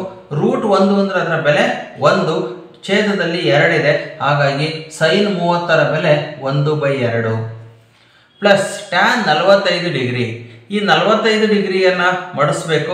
ಸೊ ಈ ಸೂತ್ರ ಇದಕ್ಕೆ ಅಪ್ಲೈ ಆಗಲ್ಲ ಟ್ಯಾನ್ಗೆ. ಸೈನ್ನ ಬೆರಳುಗಳು ಡಿವೈಡೆಡ್ ಬೈ ಈ ಕಡೆ ಕಾಸ್ ಬೆರಳುಗಳು ಅಂತ ಇಟ್ಕೊಂತೀವಿ.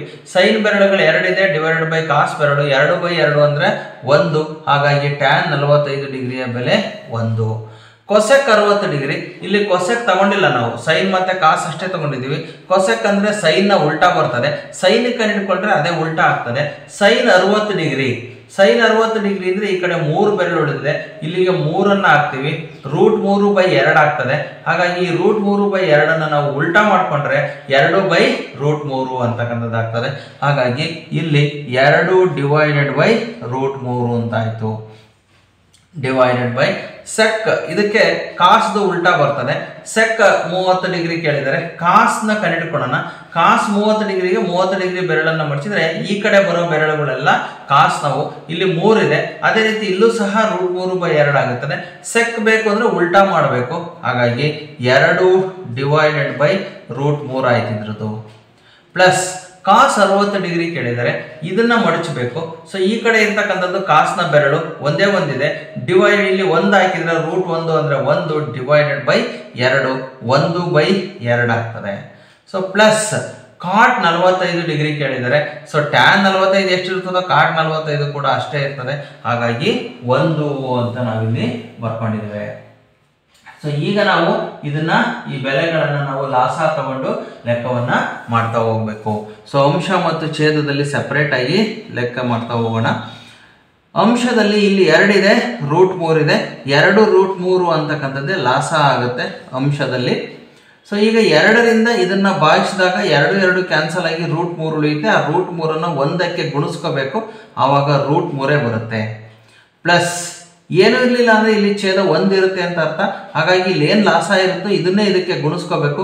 2 √3 ಇಂಟು 1 ಅಂದ್ರೆ 2 √3 ಮೈನಸ್ √3 ಇದರಿಂದ ಕ್ಯಾನ್ಸಲ್ ಆಗ್ತದೆ, 2 ಉಳಿತದೆ.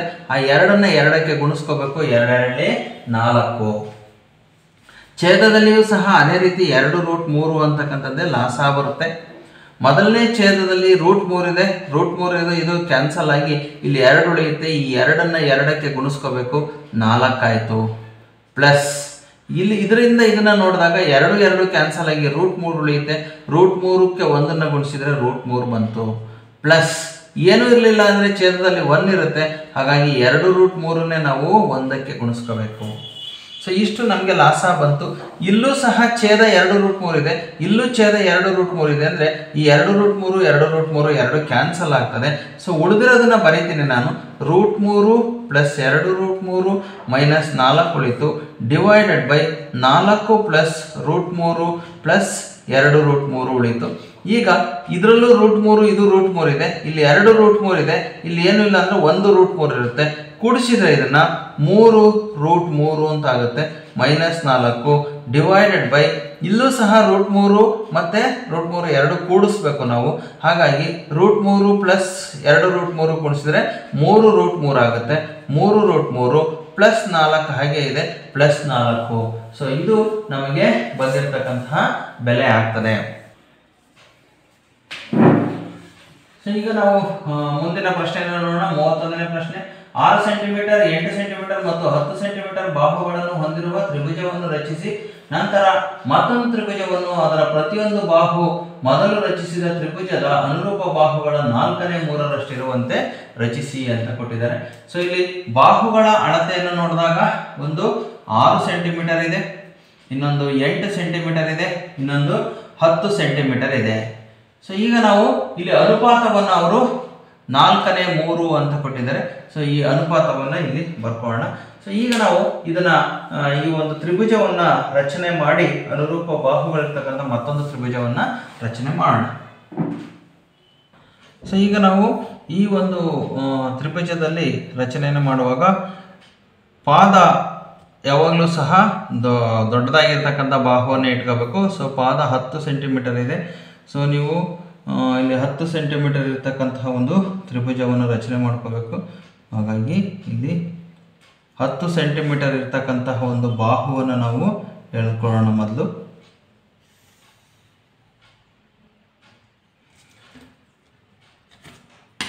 ಇದಕ್ಕೆ ಎ ಮತ್ತು ಬಿ ಅಂತ ಹೆಸರನ್ನ ಕೊಡೋಣ.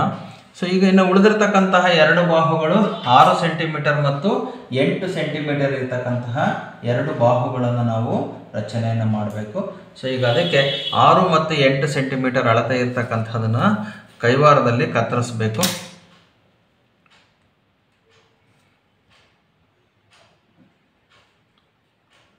ಸೊ ಯಾವಾಗಲೂ ನೀವು ಸ್ಕೇಲು ಮತ್ತು ಕೈವಾರವನ್ನು ಇದೇ ರೀತಿ ಇಟ್ಕೋಬೇಕು. ಅಳತೆಯನ್ನು 6 ಸೆಂಟಿಮೀಟರ್ ಇದೆ.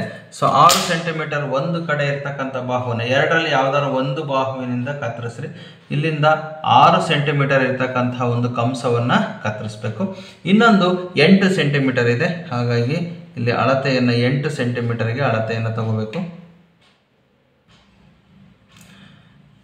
ಈಗ ಇನ್ನೊಂದು ಬಾಹು 8 ಸೆಂಟಿಮೀಟರ್ ಇದೆ. ಸೊ ಅದನ್ನು 8 ಸೆಂಟಿಮೀಟರ್ ಅಳತೆಯನ್ನು ಇಟ್ಕೊಳ್ಳೋಣ. 8 ಸೆಂಟಿಮೀಟರ್ನ ಇನ್ನೊಂದು ಬಿಂದುವಿನಿಂದ ನಾವು 8 ಸೆಂಟಿಮೀಟರ್ನ ಕತ್ತರಿಸ್ಬೇಕು. ಸೊ ಇವೆರಡು ಎಲ್ಲಿ ಕತ್ತರಿಸಿರ್ತಾವೋ ಸೊ ಆ ಬಿಂದುವನ್ನು ಸೇರಿಸಿದ್ರೆ ನಮಗೆ ಇಲ್ಲಿ ನಮಗೆ ತ್ರಿಭುಜ ರಚನೆ ಆಗ್ತದೆ. ಬಿ ಬಿಂದು ಮತ್ತು ಇವೆರಡೂ ಸಹ ಇಲ್ಲಿ ಕತ್ತರಿಸಿರ್ತಕ್ಕಂತಹ ಛೇದಿಸಿರ್ತಕ್ಕಂತಹ ಬಿಂದು ಎರಡನ್ನೂ ಸಹ ಸೇರಿಸಬೇಕು. ಅದೇ ರೀತಿ ಇಲ್ಲಿ ಎ ಬಿಂದು ಮತ್ತು ಇವೆರಡೂ ಕತ್ತರಿಸಿರುವಂತಹ ಬಿಂದುಗಳು ಛೇದಕ ಬಿಂದು ಇವೆರಡನ್ನೂ ಸೇರಿಸಬೇಕು. ಅಲ್ಲಿಗೆ ಮುಂದುವರಿಸಬಾರ್ದು ಜಾಸ್ತಿ. ಸೊ ಇದು ಎ ಬಿ ಸಿ ತ್ರಿಭುಜ ರಚನೆ ಆಯಿತು.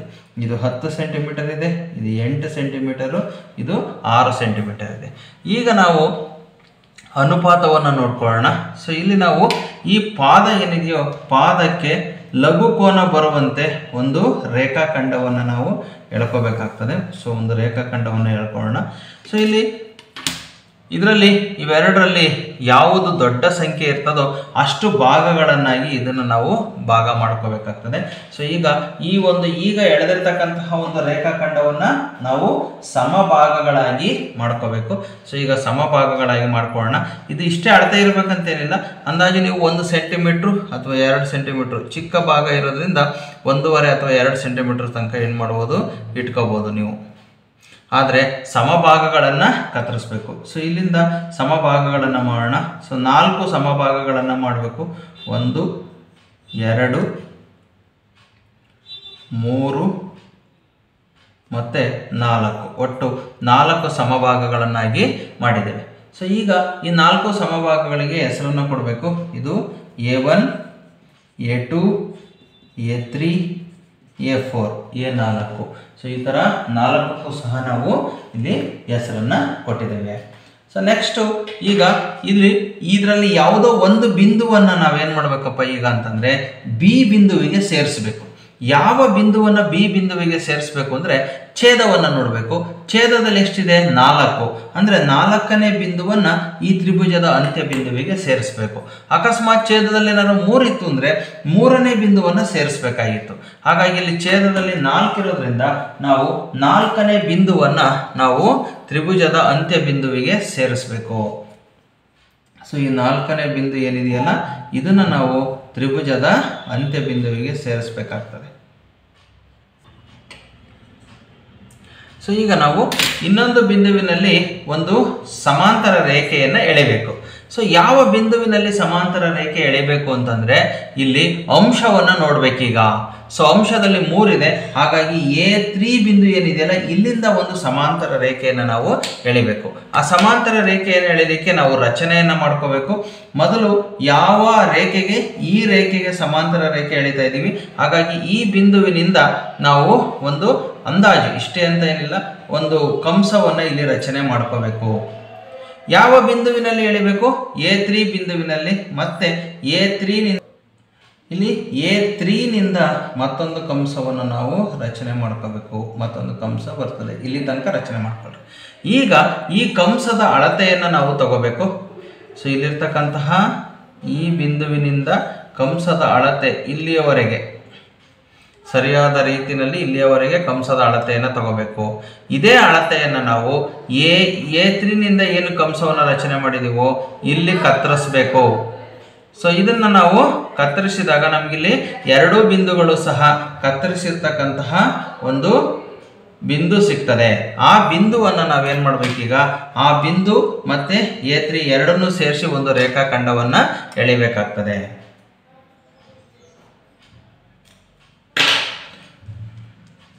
ಸೊ ಈಗ ನಾವು A3 ಮತ್ತು ಈ ಬಿಂದು ಎರಡು ಕತ್ತರಿಸಿರ್ತಕ್ಕಂತಹ ಬಿಂದು ಇವೆರಡು ಬಿಂದುವನ್ನು ಇಟ್ಕೊಂಡು ನಾವು ಒಂದು ರೇಖಾಖಂಡವನ್ನು ಎಳೆಯಬೇಕು.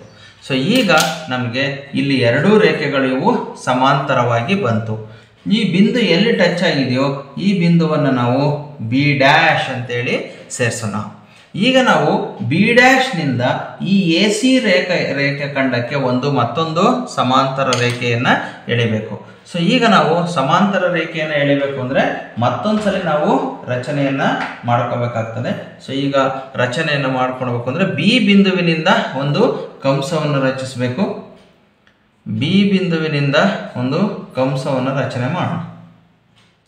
ಅದೇ ರೀತಿ ಅದೇ ಅಳತೆಯನ್ನು ಇಟ್ಕೊಂಡು ಬಿ ಡ್ಯಾಶ್ನಿಂದ ಒಂದು ಕಂಸವನ್ನು ರಚಿಸಬೇಕು. ಈಗ ಈ ಕಂಸದ ಅಳತೆಯನ್ನು ತಗೊಳ್ಳೋಣ. ಈ ಕಂಸದ ಅಳತೆಯನ್ನು ಕರೆಕ್ಟಾಗಿ ಎಷ್ಟಿರ್ತದೋ ಕಂಸದ ಅಳತೆಯನ್ನು ಸರಿಯಾಗಿ ತಗೋಬೇಕು. ಈ ಕಂಸದ ಅಳತೆಯನ್ನು ತಗೊಂಡು ಇದೇ ಅಳತೆಯನ್ನು ಈ ಕಂಸದಲ್ಲಿ ಕತ್ತರಿಸಬೇಕು.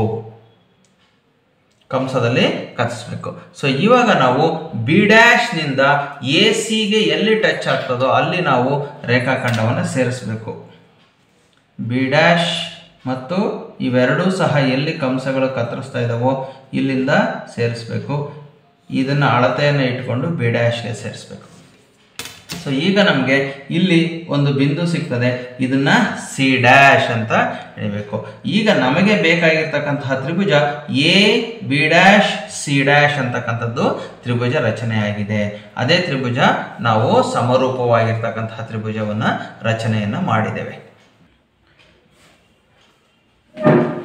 ಮುಂದಿನ ಪ್ರಶ್ನೆಯನ್ನು ನೋಡೋಣ. 32ನೇ ಪ್ರಶ್ನೆ.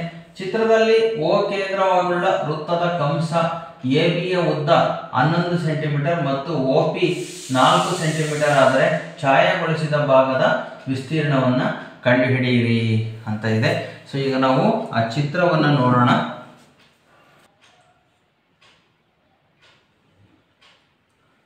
ಸೊ ಈ ಚಿತ್ರದಲ್ಲಿ ಎ ಬಿ ಕಂಸದ ಉದ್ದವನ್ನು ಕೊಟ್ಟಿದ್ದಾರೆ. ಇದು 11 ಸೆಂಟಿಮೀಟರ್ ಇದೆ. ಸೊ ಕಂಸ ಎ ಬಿಯ ಉದ್ದವನ್ನು ಕೊಟ್ಟಿದ್ದಾರೆ. ಕಂಸ A B is equal to 11 centimetre. ಅದೇ ರೀತಿ O P is equal to 4 centimetre ಅಂತ ಕೊಟ್ಟಿದ್ದಾರೆ. O P is equal to 4 centimetre. ಇದು ಇಲ್ಲಿಂದ ಇಲ್ಲಿಗೆ 4 ಸೆಂಟಿಮೀಟರ್ ಇದೆ. ಈಗ ನಾವು ಛಾಯಾಗೊಳಿಸಿದ ಭಾಗದ ವಿಸ್ತೀರ್ಣವನ್ನು ಕಂಡುಹಿಡಿಯಬೇಕು. ಸೊ ಈಗ ಛಾಯಾಗೊಳಿಸಿದ ಭಾಗದ ವಿಸ್ತೀರ್ಣ ಬೇಕು ಅಂದಾಗ ಛಾಯಾಗೊಳಿಸಿದ ಭಾಗದ ವಿಸ್ತೀರ್ಣ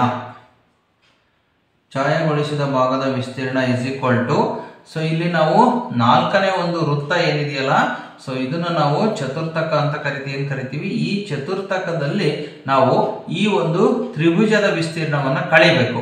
ಈ ಚತುರ್ಥಕದಲ್ಲಿ ತ್ರಿಭುಜವನ್ನು ಕಳೆದ್ರೆ ನಮಗೆ ಛಾಯಾಗೊಳಿಸಿದ ವಿಸ್ತೀರ್ಣ ಸಿಗ್ತದೆ. ಹಾಗಾಗಿ ಅದನ್ನು ನಾವು 1/4 ಇಂಟು ವೃತ್ತದ ವಿಸ್ತೀರ್ಣ, ಚತುರ್ಥಕ ಅಂತಂದ್ರೆ 1/4 ವೃತ್ತದ ವಿಸ್ತೀರ್ಣ ಮೈನಸ್ ಅದರಲ್ಲಿ ನಾವು ತ್ರಿಭುಜದ ವಿಸ್ತೀರ್ಣವನ್ನು ಕಳೆಯಬೇಕು. ತ್ರಿಭುಜದ ವಿಸ್ತೀರ್ಣವನ್ನು ಕಳೆದ್ರೆ ನಮಗೆ ಛಾಯಾಗೊಳಿಸಿದ ಭಾಗದ ವಿಸ್ತೀರ್ಣ ಸಿಗ್ತದೆ. ಸೊ ಈಗ 1/4 ವೃತ್ತದ ವಿಸ್ತೀರ್ಣ ಅಂತಂದ್ರೆ ಪೈ ಆರ್ ಸ್ಕ್ವಯರ್ ಮೈನಸ್ ತ್ರಿಭುಜದ ವಿಸ್ತೀರ್ಣ ಅಂತಂದ್ರೆ ಅರ್ಧ ಇಂಟು ಪಾದ ಇಂಟು ಎತ್ತರ. ಇದು ಲಂಬಕೋನ ತ್ರಿಭುಜ ಆಗಿರೋದ್ರಿಂದ ಅರ್ಧ ಇಂಟು ಪಾದ ಇಂಟು ಎತ್ತರ ಇದನ್ನು ನಾವು ಹಾಕೋಬೇಕು. ಈಗ ನಮ್ಗೆ ಇಲ್ಲಿ ಯಾವ ಅಳತೆಗಳನ್ನು ಕೊಟ್ಟಿದ್ದಾರೆ ನೋಡ್ರಿ. ಅವರು ಇಲ್ಲಿ ಒ ಪಿ ಕೊಟ್ಟಿದ್ದಾರೆ, ತ್ರಿಜ್ಯವನ್ನ ಕೊಟ್ಟಿಲ್ಲ. ಇಲ್ಲಿ ಕಂಸವನ್ನ ಕೊಟ್ಟಿದ್ದಾರೆ, ಕಂಸದ ಉದ್ದವನ್ನ. ಹಾಗಾಗಿ ಕಂಸದ ಉದ್ದವನ್ನು ಉಪಯೋಗಿಸ್ಕೊಂಡು ನಾವು ತ್ರಿಜ್ಯವನ್ನ ಕಂಡುಹಿಡಿಬೇಕು.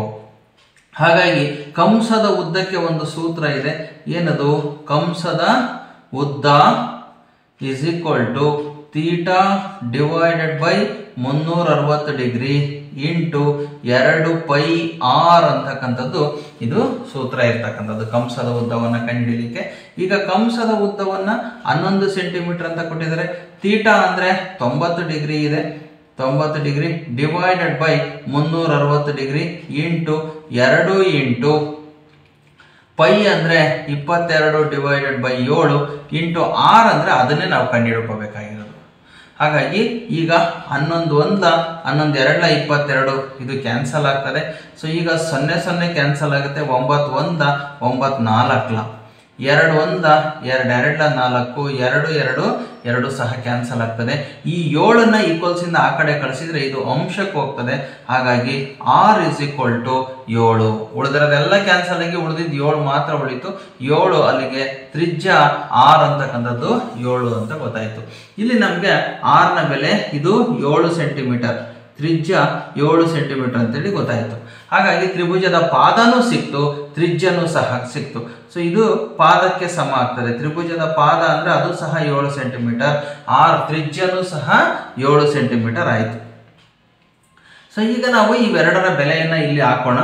1/4 ಇಂಟು ಪೈ ಅಂತಂದ್ರೆ 22 ಡಿವೈಡೆಡ್ ಬೈ 7 ಇಂಟು ಆರ್ ಅಂತಂದ್ರೆ 7 ಇಂಟು 7 ಆರ್ ಸ್ಕ್ವಯರ್ ಅಂತಂದ್ರೆ ಮೈನಸ್ ಅರ್ಧ ಇಂಟು ಪಾದ ಅಂತಂದರೆ 7 ಅಂತ ಕೊಟ್ಟಿದ್ದಾರೆ ಇಂಟು ಎತ್ತರವನ್ನು 4 ಅಂತ ಕೊಟ್ಟಿದ್ದಾರೆ. ಈಗ ನಾವು ಇದನ್ನು ಕಂಡುಹಿಡಿಯಬೇಕು. ಸೊ 7 7 2 ಸಹ ಕ್ಯಾನ್ಸಲ್ ಆಗ್ತದೆ. ಸೊ ಇಲ್ಲಿ 2 2 4 2 11 ಅಂತ ಕ್ಯಾನ್ಸಲ್ ಆಗ್ತದೆ. 11 ಇಂಟು 77 ಡಿವೈಡೆಡ್ ಬೈ 2 ಮೈನಸ್ ಇಲ್ಲಿ 2 1 2 4 ಕ್ಯಾನ್ಸಲ್ ಆಗ್ತದೆ. 7 4 28 ಅಂತ ಬರ್ತದೆ. ಸೊ ಈಗ ನಾವು ಇದನ್ನ 77 ಡಿವೈಡೆಡ್ ಬೈ 2 ಅಂತಂದ್ರೆ ಇದನ್ನ ಭಾಗಿಸಿದ್ರೆ 2 3 6 2 8 16.5 38.5 ಮೈನಸ್ 28. ಸೊ ಕಳೆದ್ರೆ ನಮಗೆ 10.5 ಬರ್ತದೆ. ಇದು ಕಳೀತಕ್ಕಂಥದ್ದು 38.5ರಲ್ಲಿ 28ರಲ್ಲಿ ಬಿಂದು ಇಲ್ಲ ಅಂದರೆ ಬಿಂದು 28 ಆದಮೇಲೆ ಇರ್ತದೆ. 28.0 5ರಲ್ಲಿ 5 8ರಲ್ಲಿ 8 ಕಳೆದ್ರೆ 0 3ರಲ್ಲಿ 2 ಕಳೆದ್ರೆ 1 10.5 ಸೆಂಟಿಮೀಟರ್. ಇದು ನಮಗೆ ಛಾಯೆಗೊಳಿಸಿದ ಭಾಗದ ವಿಸ್ತೀರ್ಣ. ಛಾಯೆಗೊಳಿಸಿದ ಭಾಗದ ವಿಸ್ತೀರ್ಣ is equal to 10.5 centimetre square ಅಂತ ಆಗುತ್ತೆ.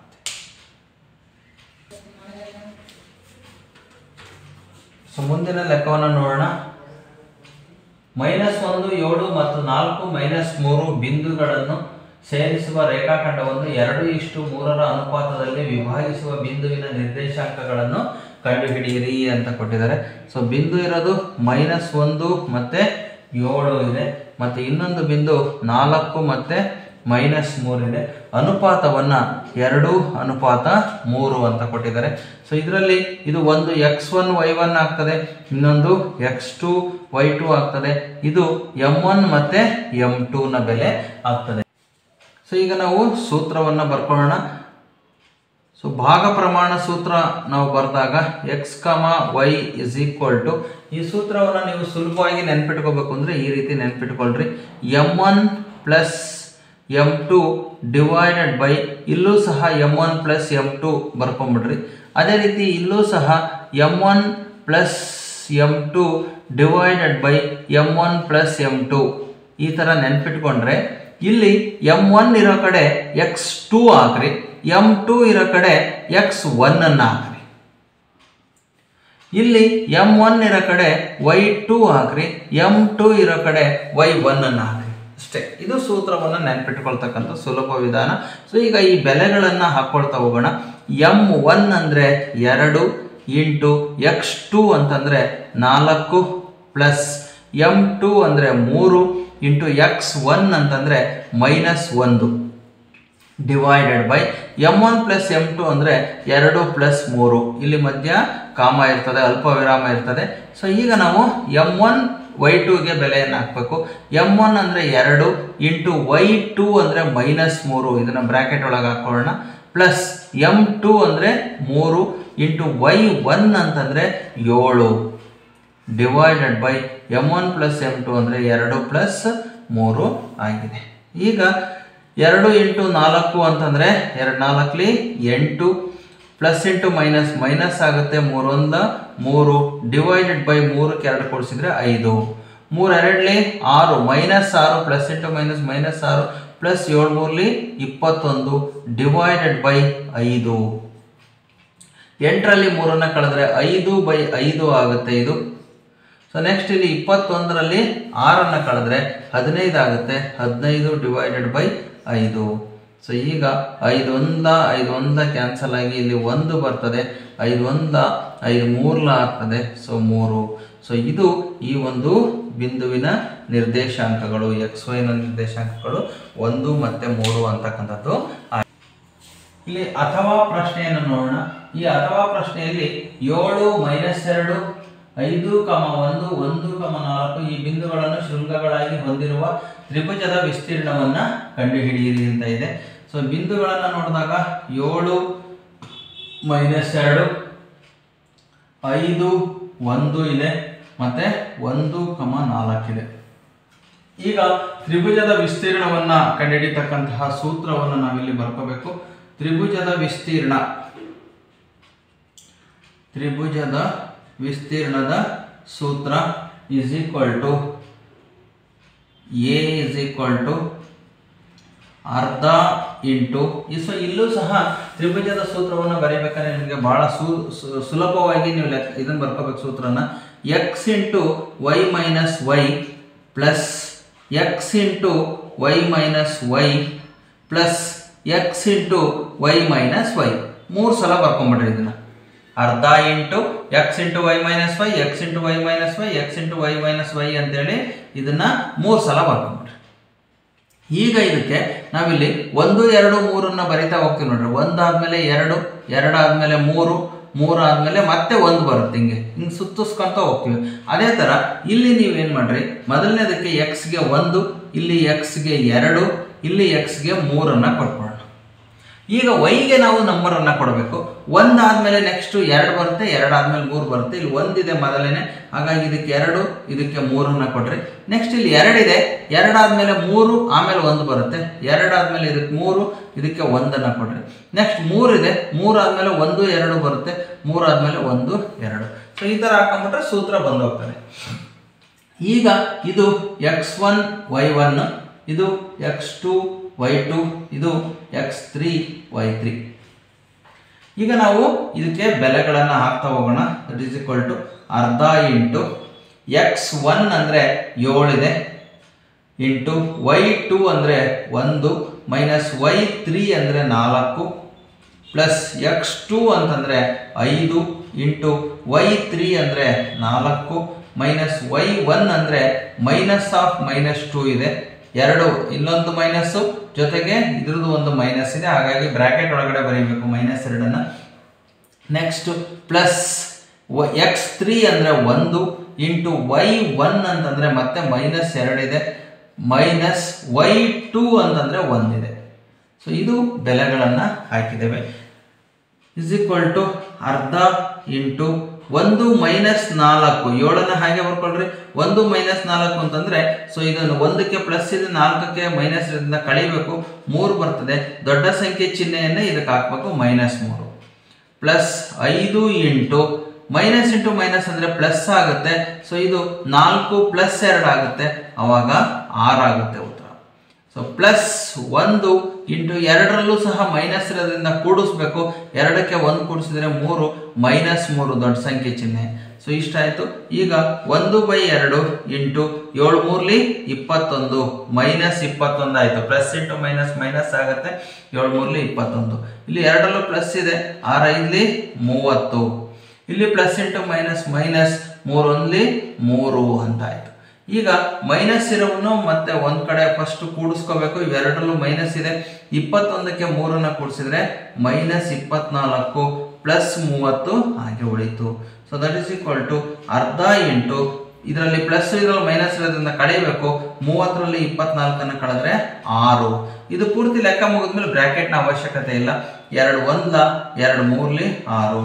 ಸೊ ಅಲ್ಲಿಗೆ ತ್ರಿಭುಜದ ವಿಸ್ತೀರ್ಣ 3 ಇಲ್ಲಿ ಬಂತು. ಇದುವರೆಗೆ ನಾವು 3 ಅಂಕದ ಪ್ರಶ್ನೆಗಳನ್ನು ಹೇಗೆ ಬಿಡಿಸೋದನ್ನು ನೋಡಿದ್ವಿ. ಇನ್ನು ಮುಂದೆ 4 ಅಂಕದ ಪ್ರಶ್ನೆಗಳನ್ನು ಹೇಗೆ ಬಿಡಿಸೋದನ್ನು ನೋಡೋಣ. 34ನೇ ಪ್ರಶ್ನೆ, ಕೊಟ್ಟಿರುವ ರೇಖಾತ್ಮಕ ಸಮೀಕರಣಗಳ ಜೋಡಿಯ ಪರಿಹಾರವನ್ನು ನಕ್ಷೆಯ ವಿಧಾನದಿಂದ ಕಂಡುಹಿಡಿಯಿರಿ ಅಂತ ಇದೆ. ಇಲ್ಲಿ 2 ನಕ್ಷೆಯನ್ನು ಕೊಟ್ಟಿದ್ದಾರೆ. ಒಂದು x + y = 5 ಅಂತಕ್ಕಂಥದ್ದು ಒಂದು, ಇನ್ನೊಂದು 2x + y = 7 ಅಂತಕ್ಕಂಥದ್ದು. ಸೊ ಈಗ ಈ 2 ನಕ್ಷೆಗಳನ್ನು ಬಿಡಿಸಿ ನಾವು ಗ್ರಾಫ್ನಲ್ಲಿ ಪರಿಹಾರವನ್ನು ಕಂಡುಹಿಡಿಯಬೇಕು ನಕ್ಷೆಯ ವಿಧಾನದಿಂದ. ಸೊ ಮೊದಲಿಗೆ ಈ 2 ನಕ್ಷೆಗಳನ್ನು ಬಿಡಿಸೋದಕ್ಕೂ ಮುಂಚೆ ಬೆಲೆಗಳನ್ನು ನಾವಿಲ್ಲಿ ಹಾಕೊಳ್ಳೋಣ. ಸೊ ಈಗ ನಾವು ಈ x ಮತ್ತು yಗಳಿಗೆ ಇಲ್ಲಿ ಬೆಲೆಗಳನ್ನು ಕಂಡುಹಿಡಿಯೋಣ. ಸೊ ಮೊದಲನೇ ಇದರಲ್ಲಿ ಇದು x ಆಗಿರಲಿ, ಇಲ್ಲಿ y ಆಗಿರಲಿ, ಇಲ್ಲೂ ಸಹ x ಮತ್ತು yಗಳನ್ನು ನಾವಿಲ್ಲಿ ತಗೊಳ್ಳೋಣ. ಮೊದಲನೇ ಒಂದು ಸಮೀಕರಣವನ್ನು ನೋಡಿದ್ರೆ x + y = 5. ಸೊ ಈ ಒಂದು ಸಮೀಕರಣದಲ್ಲಿ ಫಸ್ಟು ಎಕ್ಸಿಗೆ ಒಂದ್ಸಲ 0ಯನ್ನು ಕೊಟ್ಕೊಳ್ರಿ, ವೈಗೆ ಒಂದ್ಸಲ 0ಯನ್ನು ಕೊಟ್ಕೊಳ್ರಿ. ಈ ಬೆಲೆಗಳು ಸಾಕಾಗ್ತವೆ ಗ್ರಾಫನ್ನು ಮಾಡಲಿಕ್ಕೆ. ಹಾಗಾಗಿ ಸೊ ಫಸ್ಟ್ ಎಕ್ಸಿಗೆ 0ಯನ್ನು ಕೊಟ್ಟಾಗ 0 plus Y is equal to 5 ಆಗ್ತದೆ. So Y is equal to 5, ವೈನ ಬೆಲೆ ಇಲ್ಲಿ 5 ಅಂತ ಬಂತು. ಅದೇ ರೀತಿ ಇನ್ನೊಂದ್ಸಲ ವೈಗೆ 0ಯನ್ನು ಕೊಡಬೇಕು. X plus Y is equal to 5, X plus Y ಜಾಗದಲ್ಲಿ 0 is equal to 5. So X plus 0 ಅಂದರೆ ಎಕ್ಸ್ ಆಗ್ತದೆ, X is equal to 5. So ಇಲ್ಲಿ ಎಕ್ಸ್ನ ಬೆಲೆ 5. ಇವೆರಡು ಬೆಲೆಗಳನ್ನು ತಗೊಂಡ್ರೆ ಸಾಕು, ನಮಗೆ ರೇಖಾಖಂಡದ ರಚನೆ ಆಗ್ತದೆ. ಇನ್ನೂ ಬೇಕು ಅಂದರೆ ಎಕ್ಸ್ಟ್ರಾ ಬೇಕಾದ ಬೆಲೆಗಳನ್ನು ತಗೋಬಹುದು. ಈಗ ಈ ಸಮೀಕರಣಕ್ಕೆ ಬರೋಣ. ಇಲ್ಲಿಯೂ ಸಹ ಎಕ್ಸ್ಗೆ ಒಂದ್ಸಲ 0, ವೈಗೆ ಒಂದ್ಸಲ 0ಯನ್ನು ತಗೊಂಡ್ರೆ 2x plus Y is equal to 7. So ಇಲ್ಲಿ ಎಕ್ಸ್ಗೆ 0ಯನ್ನು ಹಾಕ್ತಾ ಇದ್ದೀವಿ. 2 plus 0 plus 2 into 0 plus Y is equal to 7. So ಇಲ್ಲಿ 2 ಇಂಟು 0 ಅಂದರೆ 0 plus Y is equal to 7 ಆಗ್ತದೆ. So Y is equal to 7. So ಅಲ್ಲಿಗೆ ವೈನ ಬೆಲೆ 7 ಬಂತು. ಸೊ ನೆಕ್ಸ್ಟು ವೈಗೆ 0ಯನ್ನು ಕೊಟ್ಟರೆ 2x ಪ್ಲಸ್ ವೈ ಜಾಗದಲ್ಲಿ 0 is equal to 7, 2x is equal to 7 ಆಗುತ್ತೆ. 2ನ್ನು ಈಕ್ವಲ್ಸಿಂದ ಆ ಕಡೆ ಕಳಿಸಿದ್ರೆ 7 ಡಿವೈಡೆಡ್ ಬೈ 2 ಆಗುತ್ತೆ. So X is equal to 3.5 ಬರುತ್ತೆ. ಸೊ ಇದನ್ನು ಗುರುತಿಸ್ಲಿಕ್ಕೆ ನಿಮಗೆ ಸ್ವಲ್ಪ ಕಷ್ಟ ಆಗ್ಬೋದು. ಹಾಗಾಗಿ ಇನ್ನೊಂದು ಬೆಲೆಯನ್ನು ನಾವೇನು ಮಾಡ್ಬೋದು, ಕೊಟ್ಕೋಬೋದು. ಸೊ ಇಲ್ಲಿ ನಮಗೆ ಎಕ್ಸ್ಗೆ ಅಥವಾ ವೈಗೆ ಯಾವುದಕ್ಕಾದರೂ ಸಹ ಇನ್ನೊಂದು ಬೆಲೆಯನ್ನು ನಾವು ಕೊಟ್ಕೊಂಡ್ವಿ ಅಂತಂದರೆ ನಮಗೆ ಬೆಲೆ ಬರ್ತದೆ. ಹಾಗಾಗಿ ವೈಗೆ ನೀವು 1 ಅಂತ ಕೊಟ್ಕೊಂಡ್ರೆ 2x plus Y is equal to 7. So ಇಲ್ಲಿ 2x ಪ್ಲಸ್ ವೈಗೆ 1 ಅಂತ ಕೊಟ್ಟರೆ 7 ಆಗ್ತದೆ. 1ಅನ್ನು ಆ ಕಡೆ ಕಳಿಸ್ಬೇಕು. 2x is equal to 7 minus 1 ಆಗ್ತದೆ. 2x is equal to 6. So X is equal to 2ನ್ನು ಈಕ್ವಲ್ಸಿಂದ ಆ ಕಡೆ ಕಳಿಸಿದ್ರೆ ಡಿವೈಡೆಡ್ ಬೈ 2 ಆಗ್ತದೆ. 2 1 2 3 X is equal to 3. So ಇಲ್ಲಿ 3 1 0 7 3 1 ಇವೆರಡು ಬಿಂದುಗಳು ನಮಗೆ ಸಿಕ್ಕಿದೆ. ಸೊ ಇದರ ನಿರ್ದೇಶಾಂಕಗಳನ್ನು ನಾವಿಲ್ಲಿ ಗುರುತಿಸಬೇಕಾಗಿರೋದು 0 5 ಮತ್ತು 5 0. ಇದನ್ನು ಗುರುತಿಸಿ ಒಂದು ರೇಖಾಖಂಡವನ್ನು ಎಳಿಬೇಕು. ಅದೇ ರೀತಿ ಇಲ್ಲಿ 0 7 ಮತ್ತು 3 1. ಸೊ ಈ ಬಿಂದುಗಳನ್ನು ಬರ್ಕೋಬೇಕು. ಇಲ್ಲಾಂದರೆ ಕನ್ಫ್ಯೂಸ್ ಮಾಡಿಕೊಂಡು ಬೇರೆ ಒಂದು ಬಿಂದುಗಳನ್ನು ಗುರುತಿಸೋ ಸಾಧ್ಯತೆ ಇರೋದ್ರಿಂದ ಇವುಗಳನ್ನು ಗುರುತು ಮಾಡಿಕೊಂಡು ಈಗ ನಾವು ನಕ್ಷೆಯನ್ನು ಯಾವ ರೀತಿ ಹಾಕೋದು ಅಂತ ನೋಡೋಣ. ಸೊ ಇಲ್ಲಿ ನಮಗೆ ಬಿಂದುಗಳು 0 5 5 0 0 7 3 1 ಇರೋದ್ರಿಂದ ನಾವು ಗ್ರಾಫನ್ನು ಮಧ್ಯಕ್ಕೆ ಹಾಕ್ಕೊಂಡ್ರೆ ಸಾಕು, ನಮಗೆ ಸಿಗ್ತದೆ. ಸೊ ಹಾಗಾಗಿ ಗ್ರಾಫನ್ನು ಯಾವುದೇ ಬಿಂದುವಿನಲ್ಲಿ ನೀವು ಗ್ರಾಫನ್ನು ಎಕ್ಸ್ ಅಕ್ಷ ಮತ್ತು ವೈ ಅಕ್ಷವನ್ನು ಹಾಕ್ಕೊಳ್ಳಿಕ್ಕೆ ಸಾಧ್ಯತೆ ಇದೆ. ಹಾಗಾಗಿ ಮೊದಲು ಎಕ್ಸ್ ಅಕ್ಷವನ್ನು ಹಾಕ್ಕೊಳ್ಳೋಣ. ಅದೇ ರೀತಿ ನೆಕ್ಸ್ಟ್ ವೈ ಅಕ್ಷವನ್ನು ಹಾಕ್ಕೊಳ್ಳೋಣ. ಸೊ ಇದನ್ನು ನಾವು ವೈ ಡ್ಯಾಶ್ ಅಂತ ಗುರುತಿಸ್ತೇವೆ. ಇದನ್ನು ಎಕ್ಸ್ ಡ್ಯಾಶ್ ಅಂತ ಗುರುತಿಸ್ತೇವೆ. ಸೊ ಇಲ್ಲಿ ಇದು ಮೂಲ ಬಿಂದು 0 ಆಗಿರ್ತದೆ. 1 2 3 4 5 6 7 8. ಈ ಕಡೆ -1 -2 -3 -4 -5 -6. ಅದೇ ರೀತಿ ಇಲ್ಲಿ ಮೇಲೆ 1 2 3 4 5 6 7 8 9 10. ಈ ಕಡೆ -1 -2 -3 -4 ಸಾಕು. ಇಷ್ಟು ಬೆಲೆಗಳಿದ್ರೆ ಸಾಕಾಗ್ತದೆ. ಯಾಕೆಂದರೆ ಇಲ್ಲಿ ವೈನ ಬೆಲೆ 7 ಇದೆ, ಎಕ್ಸ್ನ ಬೆಲೆ ಜಾಸ್ತಿ ಅಂದರೆ 5 ಇದೆ ಅಷ್ಟೇ. ಸೊ ಈಗ ನಾವು ಬಿಂದುಗಳನ್ನು ಗುರುತಿಸೋಣ. ಮೊದಲು ಇವೆರಡು ಬಿಂದುಗಳನ್ನು ಗುರುತಿಸೋಣ. 0 5 ಎಕ್ಸ್ 0 ಅಂದರೆ ಇಲ್ಲಿ, ವೈ 5 ಅಂದರೆ ಇದೇ ಗೆರೆಯಿಂದ ಮೇಲೆ ಹೋಗ್ಬೇಕು. 1 2 3 4 5. ಸೊ ಇಲ್ಲಿ 5. ಸೊ ಈ ಬಿಂದುವನ್ನು ನಾವು ಗುರುತಿಸ್ಕೊತಾ ಇದ್ದೀವಿ. ಇದು 0 5 ಬಿಂದುವನ್ನು ನಾವಿಲ್ಲಿ ಗುರುತಿಸಿದ್ದೇವೆ. ಸೊ ನೆಕ್ಸ್ಟು 5 0 ಬಿಂದು ಗುರುತಿಸ್ಬೇಕು. ಎಕ್ಸ್ 5 ಆಗಿರೋದ್ರಿಂದ ಮೊದಲು 1 2 4 5 ಇಲ್ಲಿ ಎಕ್ಸ್ 5, ವೈ 0 ಅಂದರೆ ಎಲ್ಲೂ ಹೋಗಂಗಿಲ್ಲ, ಇಲ್ಲೇ ಗುರುತಿಸ್ಬೇಕು. ಸೊ ಹಾಗಾಗಿ ಈ ಬಿಂದು 5 0. ಸೊ ಇವೆರಡು ಬಿಂದುಗಳು ಮೊದಲನೇ ಸಮೀಕರಣದಿಂದ ಬಂದಿರೋದ್ರಿಂದ ನಾವೇನು ಮಾಡೋಣ, ಫಸ್ಟು ಇವೆರಡನ್ನೂ ಸಹ ಸೇರಿಸ್ಬಿಡೋಣ. ಒಟ್ಟಿಗೆ 4 ನೀವು ಬಿಂದುಗಳನ್ನು ಗುರುತಿಸ್ಕೊಂಡ್ರೆ ಕನ್ಫ್ಯೂಸ್ ಮಾಡ್ಕೊಂಡ್ಬಿಡ್ತೀರಿ. ಮೊದಲು ಇದನ್ನು ಸೇರಿಸ್ಕೊಂಬಿಡ್ರಿ. ಇದು ಒಂದು ನಮಗೆ X plus Y is equal to 5 ಈ ಥರ ಒಂದು ಸಮೀಕರಣದ ಒಂದು ನಕ್ಷೆ. ನೆಕ್ಸ್ಟು ಈ ಸಮೀಕರಣದ್ದು 0,7 ಅನ್ನು ಗುರುತಿಸ್ಬೇಕು. 0,7 ಅಂತಂದರೆ ಇಲ್ಲಿನೇ ಗುರುತಿಸ್ಬೇಕು. 0.7 ಅಂತಕ್ಕಂಥದ್ದು 0,7. ಸೊ ನೆಕ್ಸ್ಟು 3, 1 ಅಂತ ಇದೆ. 1, 2, 3 ಇದರಲ್ಲಿ y1 ಅಂದಾಗ ಇಲ್ಲಿ ಬರಬೇಕು. ಸೊ ಇದು 3, 1. ಸೊ ಈ ಬಿಂದುವನ್ನು ನಾವು ಗುರುತಿಸಿದ್ದೇವೆ. ಈಗ 0, 7, 3, 1 ಇವೆರಡು ಬಿಂದುಗಳನ್ನು ನಾವು ಇಲ್ಲಿ ಮಾರ್ಕ್ ಮಾಡ್ಕೊಂಡಿದ್ದೀವಿ. ಇವುಗಳನ್ನು ನಾವೇನು ಮಾಡಬೇಕು, ಸೇರಿಸಬೇಕಾಗ್ತದೆ. 0, 7 ಮತ್ತು 3, 1. ಸೊ ಇವೆರಡು ಬಿಂದುಗಳನ್ನು ನಾವು ಇಲ್ಲಿ ಸೇರಿಸಬೇಕು. ಕರೆಕ್ಟಾಗಿ ಎರಡನ್ನೂ ಈ ರೀತಿ ಚೆಕ್ ಮಾಡಿಕೊಂಡು ಬಿಂದುಗಳು ಕೂಡ್ತಿದೆಯಾ ಅಂತಂದು ಅಲ್ಲಿಗೆ ಎಂಡ್ ಮಾಡ್ಬೇಕಂತೇನಿಲ್ಲ. ಸ್ವಲ್ಪ ಉದ್ದ ಲೈನನ್ನು ನೀವು ಡ್ರಾ ಮಾಡ್ಬೋದು ಹೇಳಿ. ಸೊ ಇಲ್ಲಿ ಈ ನಕ್ಷೆ ಬಂದಿರತಕ್ಕಂಥದ್ದು 2x + y = 7ರ ನಕ್ಷೆ. ಈಗ ಇವೆರಡು ಎಲ್ಲಿ ಸೇರ್ಕೊಂಡಿದ್ದಾವೆ ಅದನ್ನು ನಾವು ಗುರುತಿಸಬೇಕಾಗ್ತದೆ. ಸೊ ಇವೆರಡು ಸೇರ್ಕೊಂಡಿರ್ತಕ್ಕಂತಹ ಬಿಂದು ಇಲ್ಲಿ ನಮಗೆ ಈ ಬಿಂದು ಸಿಗ್ತಾ ಇದೆ. ಎರಡು ಸೇರ್ಕೊಂಡಿರ್ತಕ್ಕಂಥದ್ದು ಇಲ್ಲಿ x ನ ಬೆಲೆ ಇಲ್ಲಿ 2, y ನ ಬೆಲೆ 3 ಆಗಿದೆ. ಹಾಗಾಗಿ x ನ ಬೆಲೆ 2, y ನ ಬೆಲೆ 3. ಈ ಒಂದು ಎರಡು ಬಿಂದುಗಳನ್ನು ಸೇರ್ಕೊಂಡಿರ್ತಕ್ಕಂಥದ್ದನ್ನು ನೋಡಬೇಕು. ಸೊ ಇಲ್ಲಿ ಈ ಬಿಂದುವಿನಿಂದ x ಅಕ್ಷಕ್ಕೂ ಸಹ ನೀವು ಒಂದು ಡಾಟೆಡ್ ಲೈನನ್ನು ಸೇರಿಸಿ. ಅದೇ ರೀತಿ ಈ ಬಿಂದುವಿನಿಂದ y ಅಕ್ಷಕ್ಕೂ ಸಹ x ಅಕ್ಷ ಮತ್ತು y ಅಕ್ಷ ಎರಡಕ್ಕೂ ಸಹ ಡಾಟೆಡ್ ಲೈನನ್ನು ಸೇರಿಸಿದರೆ ಅದು ಎಲ್ಲಿ ಮುಟ್ತದೋ ಇದು x ನ ಬೆಲೆ ಆಗಿರ್ತದೆ, ಇಲ್ಲಿ ಇದು y ನ ಬೆಲೆ ಆಗಿರ್ತದೆ. ಹಾಗಾಗಿ x = 2, y = 3 ಅಂತಕ್ಕಂಥದ್ದು ಈ ಒಂದು ಇದಕ್ಕೆ ಉತ್ತರ ಆಗಿದೆ. ಈ ಥರ ಲಾಸ್ಟಲ್ಲಿ ಇಲ್ಲಿಗೆ ಉತ್ತರವನ್ನು ಬರೀಬೇಕು. ಸೊ ಇಲ್ಲಿ ಅಳತೆಯನ್ನು ಬರೀಬೇಕಾಗ್ತದೆ. ಸೊ ಅಳತೆ x ಅಕ್ಷದಲ್ಲಿ ಎಷ್ಟು ಇಟ್ಕೊಂಡಿರಿ ಅದರ ಅಳತೆಯನ್ನು x ಅಕ್ಷದಲ್ಲಿ ಬರೀರಿ. x ಅಕ್ಷದಲ್ಲಿ 1 ಸೆಂಟಿಮೀಟರ್ನ 1 ಅಂತಲೇ ಇಟ್ಕೊಂಡಿದ್ದೀರಾ. ಹಾಗಾಗಿ 1 ಸೆಂಟಿಮೀಟರ್ = 1 ಮಾನ ಅಂತಲೇ ಇಟ್ಕೊಂಡಿದ್ದೀವಿ. ಅದೇ ರೀತಿ y ಅಕ್ಷದಲ್ಲಿ ನಾವು 1 ಸೆಂಟಿಮೀಟರ್ನ 1 ಮಾನ ಅಂತಲೇ ಇಟ್ಕೊಂಡಿದ್ದೀವಿ. y ಅಕ್ಷದಲ್ಲಿ 1 ಸೆಂಟಿಮೀಟರ್ = 1 ಮಾನ ಅಂತೇಳಿ ಅಳತೆಯನ್ನು ಬರೀರಿ. ಇಷ್ಟನ್ನು ನೀವು ಮಾಡಿದ್ರಿ ಅಂತಂದರೆ ನಿಮಗೆ 4 ಅಂಕಗಳು ಸಂಪೂರ್ಣವಾಗಿ ಲಭಿಸ್ತದೆ. ಸೊ ಇದಕ್ಕೆ 2 ಅಂಕ ಇರ್ತದೆ. ಸೊ ಇಲ್ಲಿ ಗ್ರಾಫನ್ನು ಹಾಕಿದ್ದಕ್ಕೆ 2 ಅಂಕ. ಸೊ ಈ ಬೆಲೆಗಳನ್ನು ಗುರುತಿಸಿದ ನಂತರ ಇಲ್ಲಿ ಒಂದು ಕಡೆ x ನ ಬೆಲೆ ಮತ್ತು y ನ ಬೆಲೆಯನ್ನು ಗುರುತಿಸಿ ಬರೆಯುವುದನ್ನು ಮರಿಬೇಡ್ರಿ. ಸೊ ಇದು ನಕ್ಷಾ ವಿಧಾನದಿಂದ ಈ ಒಂದು ಸಮೀಕರಣಗಳನ್ನು ನಾವು ಬಿಡಿಸ್ತಕ್ಕಂಥದ್ದು. ಸೊ ಈಗ 35ನೇ ಪ್ರಶ್ನೆಯನ್ನು ನೋಡೋಣ. ಮೂಲ ಸಮಾನುಪಾತತೆಯ ಪ್ರಮೇಯ ಅಥವಾ ಥೇಲ್ಸ್ ಪ್ರಮೇಯವನ್ನು ನಿರೂಪಿಸಿ ಅಂತ ಕೊಟ್ಟಿದ್ದಾರೆ ಮತ್ತು ಸಾಧಿಸಿ ಅಂತ. ಇಲ್ಲಿ ನಿರೂಪಿಸಿ ಅಂತಂದಾಗ ನೀವು ಆ ಪ್ರಮೇಯದ ವ್ಯಾಖ್ಯೆಯನ್ನು ಬರಿಬೇಕು. ಸೊ ಇದನ್ನು ಬರೆದ್ರೆ ನಿರೂಪಿಸಿ ಅಂತ. ನಿರೂಪಿಸಿ ಮತ್ತು ಸಾಧಿಸಿ ಅಂದರೆ ಸಾಧನೆಯನ್ನು ಕೂಡ ಮಾಡಬೇಕು. ಒಂದೊಂದ್ಸಲ ಇದನ್ನು 1 ಮಾರ್ಕ್ಸಿಗೆ ಕೇಳ್ತಾರೆ, 1 ಅಂಕಕ್ಕೆ ಕೇಳಿದಾಗ ಇಲ್ಲಿರ್ತಕ್ಕಂಥ ವ್ಯಾಖ್ಯೆಯನ್ನು ಮಾತ್ರ ಬರೀಬೇಕಾಗ್ತದೆ.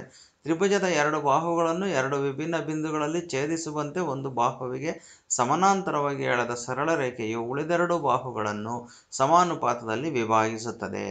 ಇದು ವ್ಯಾಖ್ಯೆ. ಇದನ್ನೇ ನಿರೂಪಣೆ ಅಂತಲೂ ಸಹ ನಾವು ಕರಿತೇವೆ. ಸೊ ಈಗ ಸಾಧನೆಯನ್ನು ಮಾಡಬೇಕಾದ್ರೆ ಮೊದಲು ಚಿತ್ರವನ್ನು ಬರ್ಕೋಬೇಕು. ಯಾವುದೇ ಕಾರಣಕ್ಕೂ ಪ್ರಮೇಯ ಸಾಧನೆಯಲ್ಲಿ ಚಿತ್ರ ಇಲ್ಲದೆ ಸಾಧನೆಯನ್ನು ಮಾಡೋ ಹಾಗೆ ಇಲ್ಲ. ಚಿತ್ರ ಇಲ್ಲದೆ ನೀವು ಇಡೀ ಪೂರ್ತಿ ಎಷ್ಟು ಸಾಧನೆಯನ್ನು ಬರೆದ್ರೂ ಸಹ ಅಂಕಗಳನ್ನು ನೀಡೋದಿಲ್ಲ. ಹಾಗಾಗಿ ಮೊದಲು ಚಿತ್ರವನ್ನು ಬರೆದುಕೊಳ್ಬೇಕು. ಇಲ್ಲಿ ತ್ರಿಭುಜ ABC ಅಂತಕ್ಕಂಥದ್ದು ಒಂದು ತ್ರಿಭುಜ ಆಗಿದೆ. AB ಬಾಹುವನ್ನು ಮತ್ತು AC ಬಾಹು ಈ ಎರಡೂ ಬಾಹುಗಳನ್ನು DE ಅಂತಕ್ಕಂತಹ ಬಾಹು ಏನಾಗಿದೆ ಅಂತಂದರೆ ಇಲ್ಲಿ ವಿಭಾಗವನ್ನು ಮಾಡಿದೆ. ಸೊ ಇಲ್ಲಿ ನೋಡ್ರಿ AD ಅಂತಕ್ಕಂಥದ್ದು ಒಂದು ಭಾಗ, ಅದೇ ರೀತಿ DB ಅಂತಕ್ಕಂಥದ್ದು ಒಂದು ಭಾಗ ಆಯಿತು. ಈ ಕಡೆ AE ಅಂತಕ್ಕಂಥದ್ದು ಒಂದು ಭಾಗ, EC ಅಂತಕ್ಕಂಥದ್ದು ಒಂದು ಭಾಗ ಆಯಿತು.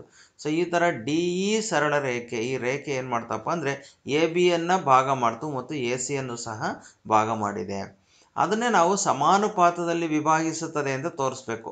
ಸೊ ಇಲ್ಲಿ AD / DB ಅನುಪಾತ ತಗೋಬೇಕು. ಈ ಕಡೆ AE / EC ಅನುಪಾತಕ್ಕೆ ಸಮ ಅಂತ ನಾವು ತೋರಿಸ್ಬೇಕು. ಇವೆರಡೂ ರೇಖೆಗಳು ಸಮಾಂತರವಾಗಿದ್ದಾವೆ. DE ಮತ್ತು BCಗಳು ಸಮಾಂತರವಾಗಿದ್ದಾವೆ ಅಂತ ಕೊಟ್ಟಿದ್ದಾರೆ. ಈಗ ನಾವು ಸಾಧನೆಯನ್ನು ಸ್ಟಾರ್ಟ್ ಮಾಡೋಣ. ದತ್ತ ತ್ರಿಭುಜ ABC-ಯಲ್ಲಿ DE ಅಂತಕ್ಕಂಥದ್ದು BCಗೆ ಸಮಾಂತರವಾಗಿ ಇದೆ ಅಂತ ಅವರೇ ಕೊಟ್ಟಿದ್ದಾರೆ. ಅದನ್ನು ಬರ್ಕೊಂಡಿದ್ದೀವಿ. ಸಾಧನೆ ಮಾಡಬೇಕಾಗಿರ್ತಕ್ಕಂಥದ್ದು AD / DB = AE / EC ಅಂತಕ್ಕಂಥದ್ದನ್ನು ಸಾಧನೆಯನ್ನು ನಾವು ಮಾಡಬೇಕು. ಸೊ ಈಗ ಇಲ್ಲಿ ಅದಕ್ಕೋಸ್ಕರ ಒಂದು ರಚನೆಯನ್ನು ಮಾಡ್ಕೊಳ್ತೀವಿ. ಡಿ ಮತ್ತು ಸಿ ಅನ್ನು ಸೇರಿಸ್ಬೇಕು. ಡಿ ಮತ್ತು ಸಿ ಇದನ್ನು ಸೇರಿಸ್ಬೇಕು. ಬಿ ಮತ್ತು ಇ ಅನ್ನು ಸಹ ಸೇರಿಸ್ಬೇಕು. ಆ ರಚನೆಯನ್ನು ನಾವು ಯಾವಾಗಲೂ ಡಾಟೆಡ್ ಲೈನಲ್ಲಿ ಹಾಕ್ತೀವಿ. ಇವೆರಡನ್ನೂ ಸಹ ಸೇರಿಸ್ಬೇಕು. ನಂತರದಲ್ಲಿ ಇ ಎನ್ ಲಂಬ ಎ ಬಿ ರೇಖೆಗೆ ಇ ಇಂದ ಒಂದು ಲಂಬವನ್ನು ನಾವು ಎಳಿಬೇಕಾಗ್ತದೆ. ಈ ರೀತಿ ಲಂಬವನ್ನು ಎಳಿಬೇಕು. ಸೊ ಅದು ಇ ಎನ್ ಅಂತಕ್ಕಂಥದ್ದು ಲಂಬ ಆಗಿರ್ತದೆ. ಅದೇ ರೀತಿ ಎ ಸಿ ಈ ಕಡೆ ಬಾಹುವಿಗೆ ನಾವು ಡಿ ಇಂದ ಒಂದು ಡಿ ಎಂ ಲಂಬವನ್ನು ಎಳಿಬೇಕಾಗ್ತದೆ. ಸೊ ಇದು ಇಲ್ಲಿಂದ ನಾವು ಡಿ ಎಂ ಲಂಬವನ್ನು ಎಳಿತಾ ಇದ್ದೀವಿ. ಇದು ಡಿ ಎಂ ಲಂಬ ಆಯಿತು. ಸೊ ಇದು ರಚನೆ ಆಯಿತು. ಸೊ ನಂತರ ಸಾಧನೆಯನ್ನು ಮಾಡಬೇಕು. ತ್ರಿಭುಜದ ವಿಸ್ತೀರ್ಣದ ಸೂತ್ರವನ್ನು ನಾವಿಲ್ಲಿ ಬಳಸ್ಕೊಂಡು ಅರ್ಧ ಇಂಟು ಪಾದ ಇಂಟು ಎತ್ತರ ತ್ರಿಭುಜದ ವಿಸ್ತೀರ್ಣದ ಸೂತ್ರವನ್ನು ಬಳಸ್ಕೊಂಡು ಇಲ್ಲಿ ಸಾಧನೆಯನ್ನು ಮಾಡ್ತೇವೆ. ಇಲ್ಲಿ ತ್ರಿಭುಜ ಎ ಡಿ ಇ ಏನಿದೆಯಲ್ಲ ಈ ತ್ರಿಭುಜವನ್ನು ತಗೋಬೇಕು. ಅದಕ್ಕೆ ಸೂತ್ರವನ್ನು ಹಾಕಿದರೆ ಅರ್ಧ ಇಂಟು ಪಾದ ಅಂದರೆ ಎ ಡಿ ಅಂತಕ್ಕಂಥದ್ದು ಇಲ್ಲಿ ಪಾದ ಆಗಿದೆ. ಎ ಡಿ ಅಂತಕ್ಕಂಥದ್ದು ಎತ್ತರ ಅಂತಕ್ಕಂಥದ್ದು ಇ ಎನ್ ಅಂತಕ್ಕಂಥದ್ದು ಎತ್ತರ ಆಗಿದೆ. ಹಾಗಾಗಿ ಅರ್ಧ into A D into E N ಆಗುತ್ತೆ. ಅದೇ ರೀತಿ ಈ ಕಡೆ ಇಲ್ಲಿ ಬಿ ಡಿ ಇ ತ್ರಿಭುಜವನ್ನು ನಾವಿಲ್ಲಿ ತಗೋಬೇಕು. ಈ ಬಿ ಡಿ ಇ ತ್ರಿಭುಜದಲ್ಲಿ ಪಾದ ಡಿ ಬಿ ಆಗುತ್ತೆ, ಎತ್ತರ ಮಾತ್ರ ಇ ಎನ್ನೇ ಆಗುತ್ತೆ. ಹಾಗಾಗಿ ತ್ರಿಭುಜ ಬಿ ಡಿ ಇನ ವಿಸ್ತೀರ್ಣ ಅರ್ಧ ಇಂಟು ಪಾದ ಇಂಟು ಎತ್ತರ ಅರ್ಧ into D B into E N ಆಯಿತು. ಇ ಎನ್ ಕ್ಯಾನ್ಸಲ್ ಆಗುತ್ತೆ, ಅರ್ಧ ಕ್ಯಾನ್ಸಲ್ ಆಗುತ್ತೆ, A D divide by D B ಆಗುತ್ತೆ. ಇದು ಸಮೀಕರಣ 1 ನಮಗೆ ಕೊಟ್ಟಿದೆ. ಅದೇ ರೀತಿ ಈಗ ಇನ್ನೊಂದು ಸಮೀಕರಣವನ್ನು ನಾವು ಬರೀಬೇಕು. ಅದೇ ರೀತಿ ಈ ಕಡೆ ತ್ರಿಭುಜ ಎ ಡಿ ಇನ ನಾವು ಈ ಸಲ ಪಾದವನ್ನು ಎ ಇ ಪಾದವನ್ನಾಗಿ ತಗೊತೀವಿ. ಎ ಇ ಪಾದ ಆಗ್ತದೆ, ಡಿ ಎಮ್ ಎತ್ತರ ಆಗ್ತದೆ. ಹಾಗಾಗಿ ಅರ್ಧ into A E into D M ಅಂತ ಆಗ್ತದೆ. ಅದೇ ರೀತಿ ಈ ಕಡೆ ಸಿ ಡಿ ಇ ತ್ರಿಭುಜ ಏನಿದೆಯಲ್ಲ ಸಿ ಡಿ ಇ ತ್ರಿಭುಜವನ್ನು ತಗೊತೇವೆ. ಇದಕ್ಕೆ ಪಾದ ಇಲ್ಲಿ ಸಿ ಇ ಅಂತಕ್ಕಂಥದ್ದು ಪಾದ ಆಗಿದೆ. ಹಾಗಾಗಿ ಸಿ ಇ ಪಾದ ಆಗಿದೆ, ಎತ್ತರ ಮಾತ್ರ ಡಿ ಎಮ್ ಎ ಆಗ್ತದೆ. ಹಾಗಾಗಿ ಇಲ್ಲಿ E C into D M ಅಂತ ನಾವು ತಗೊಂಡಿದ್ದೇವೆ. ಇಲ್ಲೂ ಸಹ ಅರ್ಧ ಕ್ಯಾನ್ಸಲ್ ಆಗ್ತದೆ, ಡಿ ಎಮ್ ಕ್ಯಾನ್ಸಲ್ ಆಗಿ A E by C E ಉಳಿತದೆ. ಈಗ ಸಮೀಕರಣ 1 ಮತ್ತು 2 ನಾವು ಹೋಲಿಕೆ ಮಾಡಬೇಕು. ಸಮೀಕರಣ 1 ಮತ್ತು 2 ಹೋಲಿಕೆ ಮಾಡಿ ನೋಡಿದಾಗ ಇಲ್ಲಿ ಎಡಭಾಗಗಳನ್ನು ನಾವು ಸಮ ಅಂತ ಬರ್ಕೊತೀವಿ. ಯಾಕೆ ಅಂತಂದರೆ ಬಿ ಡಿ ಇ ಮತ್ತು ಸಿ ಡಿ ಇ ತ್ರಿಭುಜಗಳೆರಡೂ ಸಹ ಇವು ಒಂದೇ ಪಾದದ ಮೇಲೆ ನಿಂತಿದ್ದಾವೆ. ಡಿ ಇ ಪಾದದ ಮೇಲೆ ನಿಂತಿದ್ದಾವೆ. ಮತ್ತು ಒಂದು ಜೊತೆ ಸಮಾಂತರ ರೇಖೆಗಳು ಡಿ ಇ ಮತ್ತು ಬಿ ಸಿ ಸಮಾಂತರ ರೇಖೆಗಳ ನಡುವೆ ಅವು ನಿಂತಿರೋದ್ರಿಂದ ಅವು ವಿಸ್ತೀರ್ಣದಲ್ಲಿ ಸಮ ಇರ್ತವೆ, ಬಿ ಡಿ ಇ ಮತ್ತು ಸಿ ಡಿ ಇ. ಹಾಗಾಗಿ ನಾವೇನು ಮಾಡ್ತೀವಿ ಅಂತಂದರೆ ಎಡಭಾಗ ಸಮ ಆಗಿದ್ದರಿಂದ ಬಲಭಾಗವನ್ನು ಸಮ ಅಂತ ಬರ್ಕೊತೀವಿ. A D by D B is equal to A E by C E ಅಂತ ಬರಿತೇವೆ. ಸೊ ಇದು ಈ ತ್ರಿಭುಜದ ಈ ಒಂದು ತ್ರಿಭುಜದಲ್ಲಿ ಪ್ರಮೇಯದ ಸಾಧನೆಯನ್ನು ನಾವು ಮಾಡಿದ್ದೇವೆ. ಇದು ಯಾಕೆ ಅಂದರೆ ಇಲ್ಲಿ ಬರಿತಾ ಇದ್ದೀವಿ ತ್ರಿಭುಜ ಬಿ ಡಿ ಇ ಮತ್ತು ಸಿ ಡಿ ಇ ಎರಡರ ವಿಸ್ತೀರ್ಣಗಳು ಸಮ ಆಗಿದ್ದಾವೆ. ಕಾರಣ ಏನಪ್ಪ ಅಂತಂದರೆ ಒಂದೇ ಪಾದ ಡಿ ಇ ಮತ್ತು ಒಂದೇ ಜೊತೆ ಸರಳ ರೇಖೆ ಬಿ ಸಿ ಮತ್ತು ಡಿ ಇಗಳ ನಡುವೆ ನಿಂತಿದ್ದಾವೆ, ಸಮಾಂತರ ರೇಖೆಗಳ ನಡುವೆ ಅಂತ. ಜೊತೆಗೆ ಸ್ವಯಂ ಸಿದ್ಧ 1ರ ಪ್ರಕಾರ ನಾವು ಇಲ್ಲಿ A D divided by D B is equal to A E divided by C E ಅಂತೇಳಿ ಸಾಧನೆಯನ್ನು ಮಾಡಿದ್ವಿ. ಸೊ ಇಷ್ಟು ಸಾಧನೆಯನ್ನು ನೀವು ಬರೆದ್ರೆ ನಿಮಗೆ ಪೂರ್ಣ ಅಂಕಗಳು 4 ಅಂಕಗಳು ನಿಮಗೆ ಸಿಗ್ತದೆ.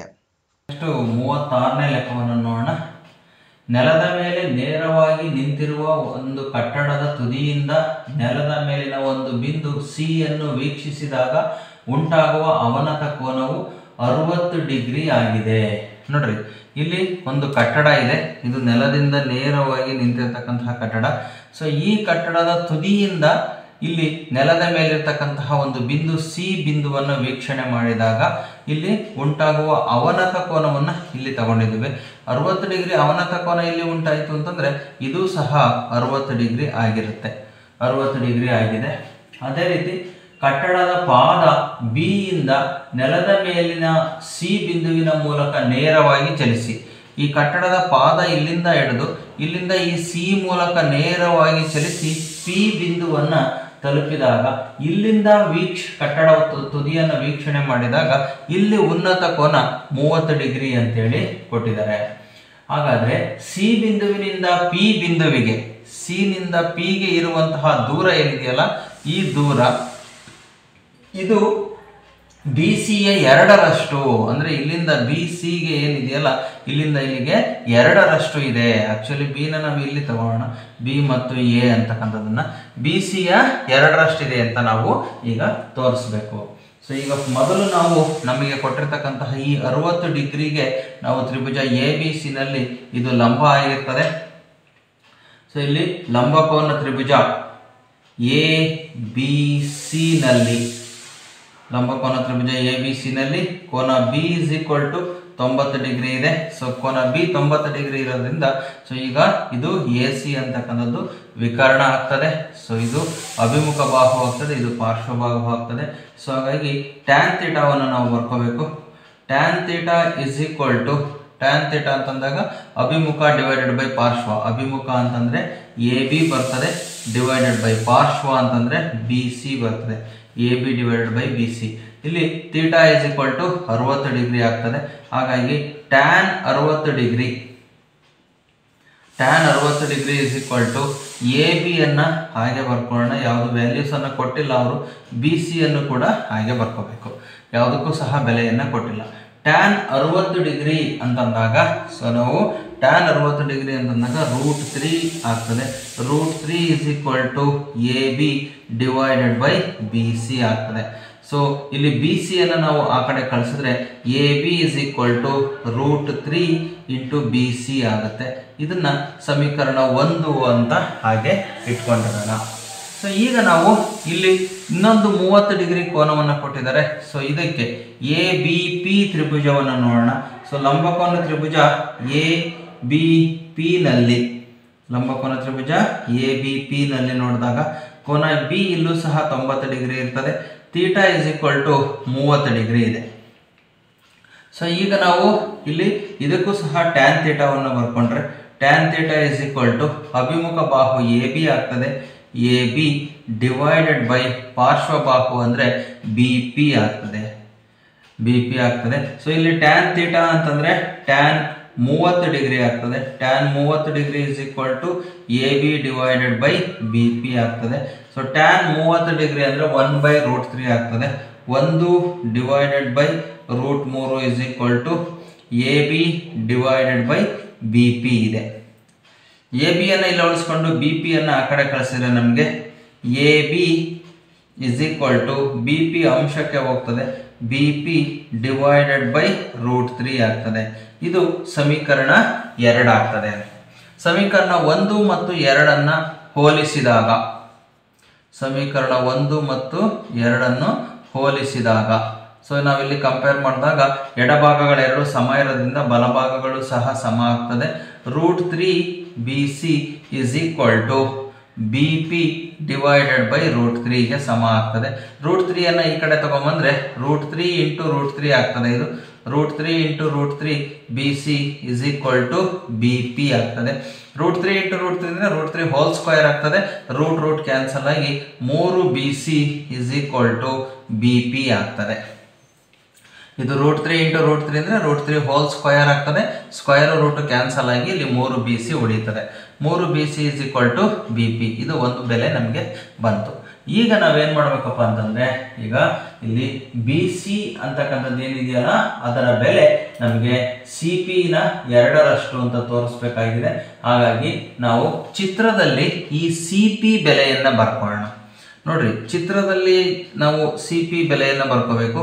ಚಿತ್ರದಲ್ಲಿ ಸಿ ಪಿಯನ್ನು ನಾವು ಹೇಗೆ ಬರಿಬೋದಪ್ಪ ಅಂದರೆ C P is equal to ಈ ಪೂರ್ತಿ ಬಿ ಪಿನಲ್ಲಿ ಬಿ ಸಿಯನ್ನು ಕಳೆದ್ರೆ ಬರ್ತದೆ. ಸೊ ಹಾಗಾಗಿ ಬಿ ಪಿನಲ್ಲಿ ನಾವು ಬಿ ಸಿಯನ್ನು ಇದನ್ನು ಕಳೆದ್ರೆ ನಮಗೆ ಸಿ ಪಿಯ ವ್ಯಾಲ್ಯೂ ಬರ್ತದೆ. ಹಾಗಾಗಿ ಇಲ್ಲಿ ಬಿ ಪಿ ಅಂದರೆ 3 ಬಿ ಸಿ ಅಂತ ಗೊತ್ತು. ಸೊ ಹಾಗಾಗಿ ಇಲ್ಲಿ 3 ಬಿ ಸಿಯನ್ನು ನಾವು ಬರೆಯೋಣ. 3 B C minus B C ಆಗ್ತದೆ. ಸೊ 3 ಬಿ ಸಿನಲ್ಲಿ 1 ಬಿ ಸಿಯನ್ನು ಕಳೆದ್ರೆ 2 ಬಿ ಸಿ ಆಗ್ತದೆ. C P is equal to 2 B C. ಇದನ್ನೇ ಅವರು ಸಾಧನೆ ಮಾಡಲಿಕ್ಕೆ ಕೇಳಿರ್ತಕ್ಕಂಥದ್ದು. ಹಾಗಾಗಿ ಸಾಧಿಸಿದೆ ಅಂತೇಳಿ ಬರೀತೇವೆ. ಸಿ ಪಿ ಅಂತಕ್ಕಂಥದ್ದು ಬಿ ಸಿಯ 2ರಷ್ಟು ಅಂತ ನಾವು ತೋರಿಸ್ಬೇಕಾಗಿತ್ತು, ತೋರಿಸಿದ್ದೇವೆ. ಸೊ ಮುಂದಿನ ಒಂದು ಲೆಕ್ಕ ನೋಡೋಣ. 37ನೇ ಲೆಕ್ಕ. ಒಂದು ಸಮಾಂತರ ಶ್ರೇಣಿಯ ಮೊದಲ n ಪದಗಳ ಮೊತ್ತ 222 ಮತ್ತು ಅದರ ಮೊದಲ n-1 ಪದಗಳವರೆಗಿನ ಮೊತ್ತ 187 ಆಗಿದೆ. ಆ ಶ್ರೇಣಿಯ ಮೊದಲನೇ ಪದವು 2 ಆದಾಗ ಸಮಾಂತರ ಶ್ರೇಣಿಯನ್ನು ಕಂಡುಹಿಡಿಯಿರಿ ಅಂತ ಕೊಟ್ಟಿದ್ದಾರೆ.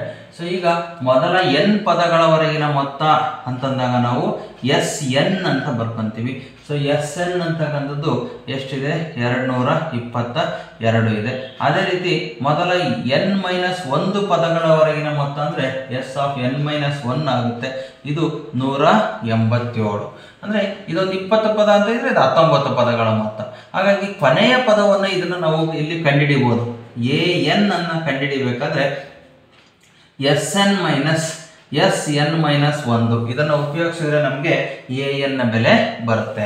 ಸೊ ಹಾಗಾಗಿ ಈಗ AN ಎಷ್ಟು ಅಂತ ಕಂಡುಹಿಡಿಬಹುದು? 222 ಮೈನಸ್ 187. ಸೊ ಇಲ್ಲಿ ನಾವು ಕಳೆದಾಗ ನಮಗೆ 35 ಬರ್ತದೆ. ಸೊ AN ನ ಬೆಲೆ ನಮಗೆ ಸಿಕ್ತು. ಸೊ ಈ AN ನ ಬೆಲೆಯನ್ನು ಉಪಯೋಗಿಸ್ಕೊಳ್ಳೋಣ. ನಮಗೆ A = ಮೊದಲ ಪದ 2 ಅಂತ ಕೊಟ್ಟಿದ್ದಾರೆ. ಹಾಗಾಗಿ ಈ AN ಬೆಲೆ ಸಿಕ್ಕಿದೆ, A ಬೆಲೆ ಸಿಕ್ಕಿದೆ. ಹಾಗಾಗಿ SN = n/2 into A plus AN ಅಥವಾ L ಅಂತ ಬರ್ಕೋಬಹುದು. ನಾವು A ಪ್ಲಸ್ L ಅಂತ ಕೂಡ ಬರಿತೀವಿ ಇಲ್ಲಿ. So that is equal to n/2 ಅಂತಂದಾಗ ಸೊ n ನ ಬೆಲೆ ನಮಗೆ ಗೊತ್ತಿಲ್ಲ, SN ನ ಬೆಲೆ ಗೊತ್ತು 222. n/2 ಅನ್ನು ಹಾಗೆ ಇಟ್ಕೊಳ್ಳೋಣ. A ಅಂತಂದ್ರೆ 2 ಪ್ಲಸ್ AN ನ ಬೆಲೆ 35 ಅಂತ ಗೊತ್ತಿದೆ.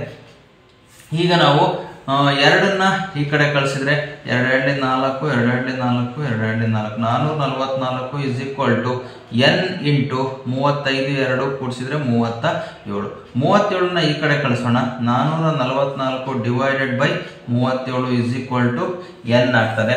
ಸೊ ಇದು 7ರಿಂದ ನಾವು ಭಾಗಾಕಾರ ಮಾಡಿದರೆ ಇದನ್ನ 12 ಸಲ ಭಾಗ ಆಗ್ತದೆ. 12 7 84, 8 12 3 36 8 44, 37 1 37 12ನ ಭಾಗ ಆಗ್ತದೆ. ಸೊ ದೇರ್ಫೋರ್ n = ಎಷ್ಟು ಬಂತು? 12 ಬಂತು. ಸೊ ಈಗ n ನ ಬೆಲೆ ಬಂದಿದೆ.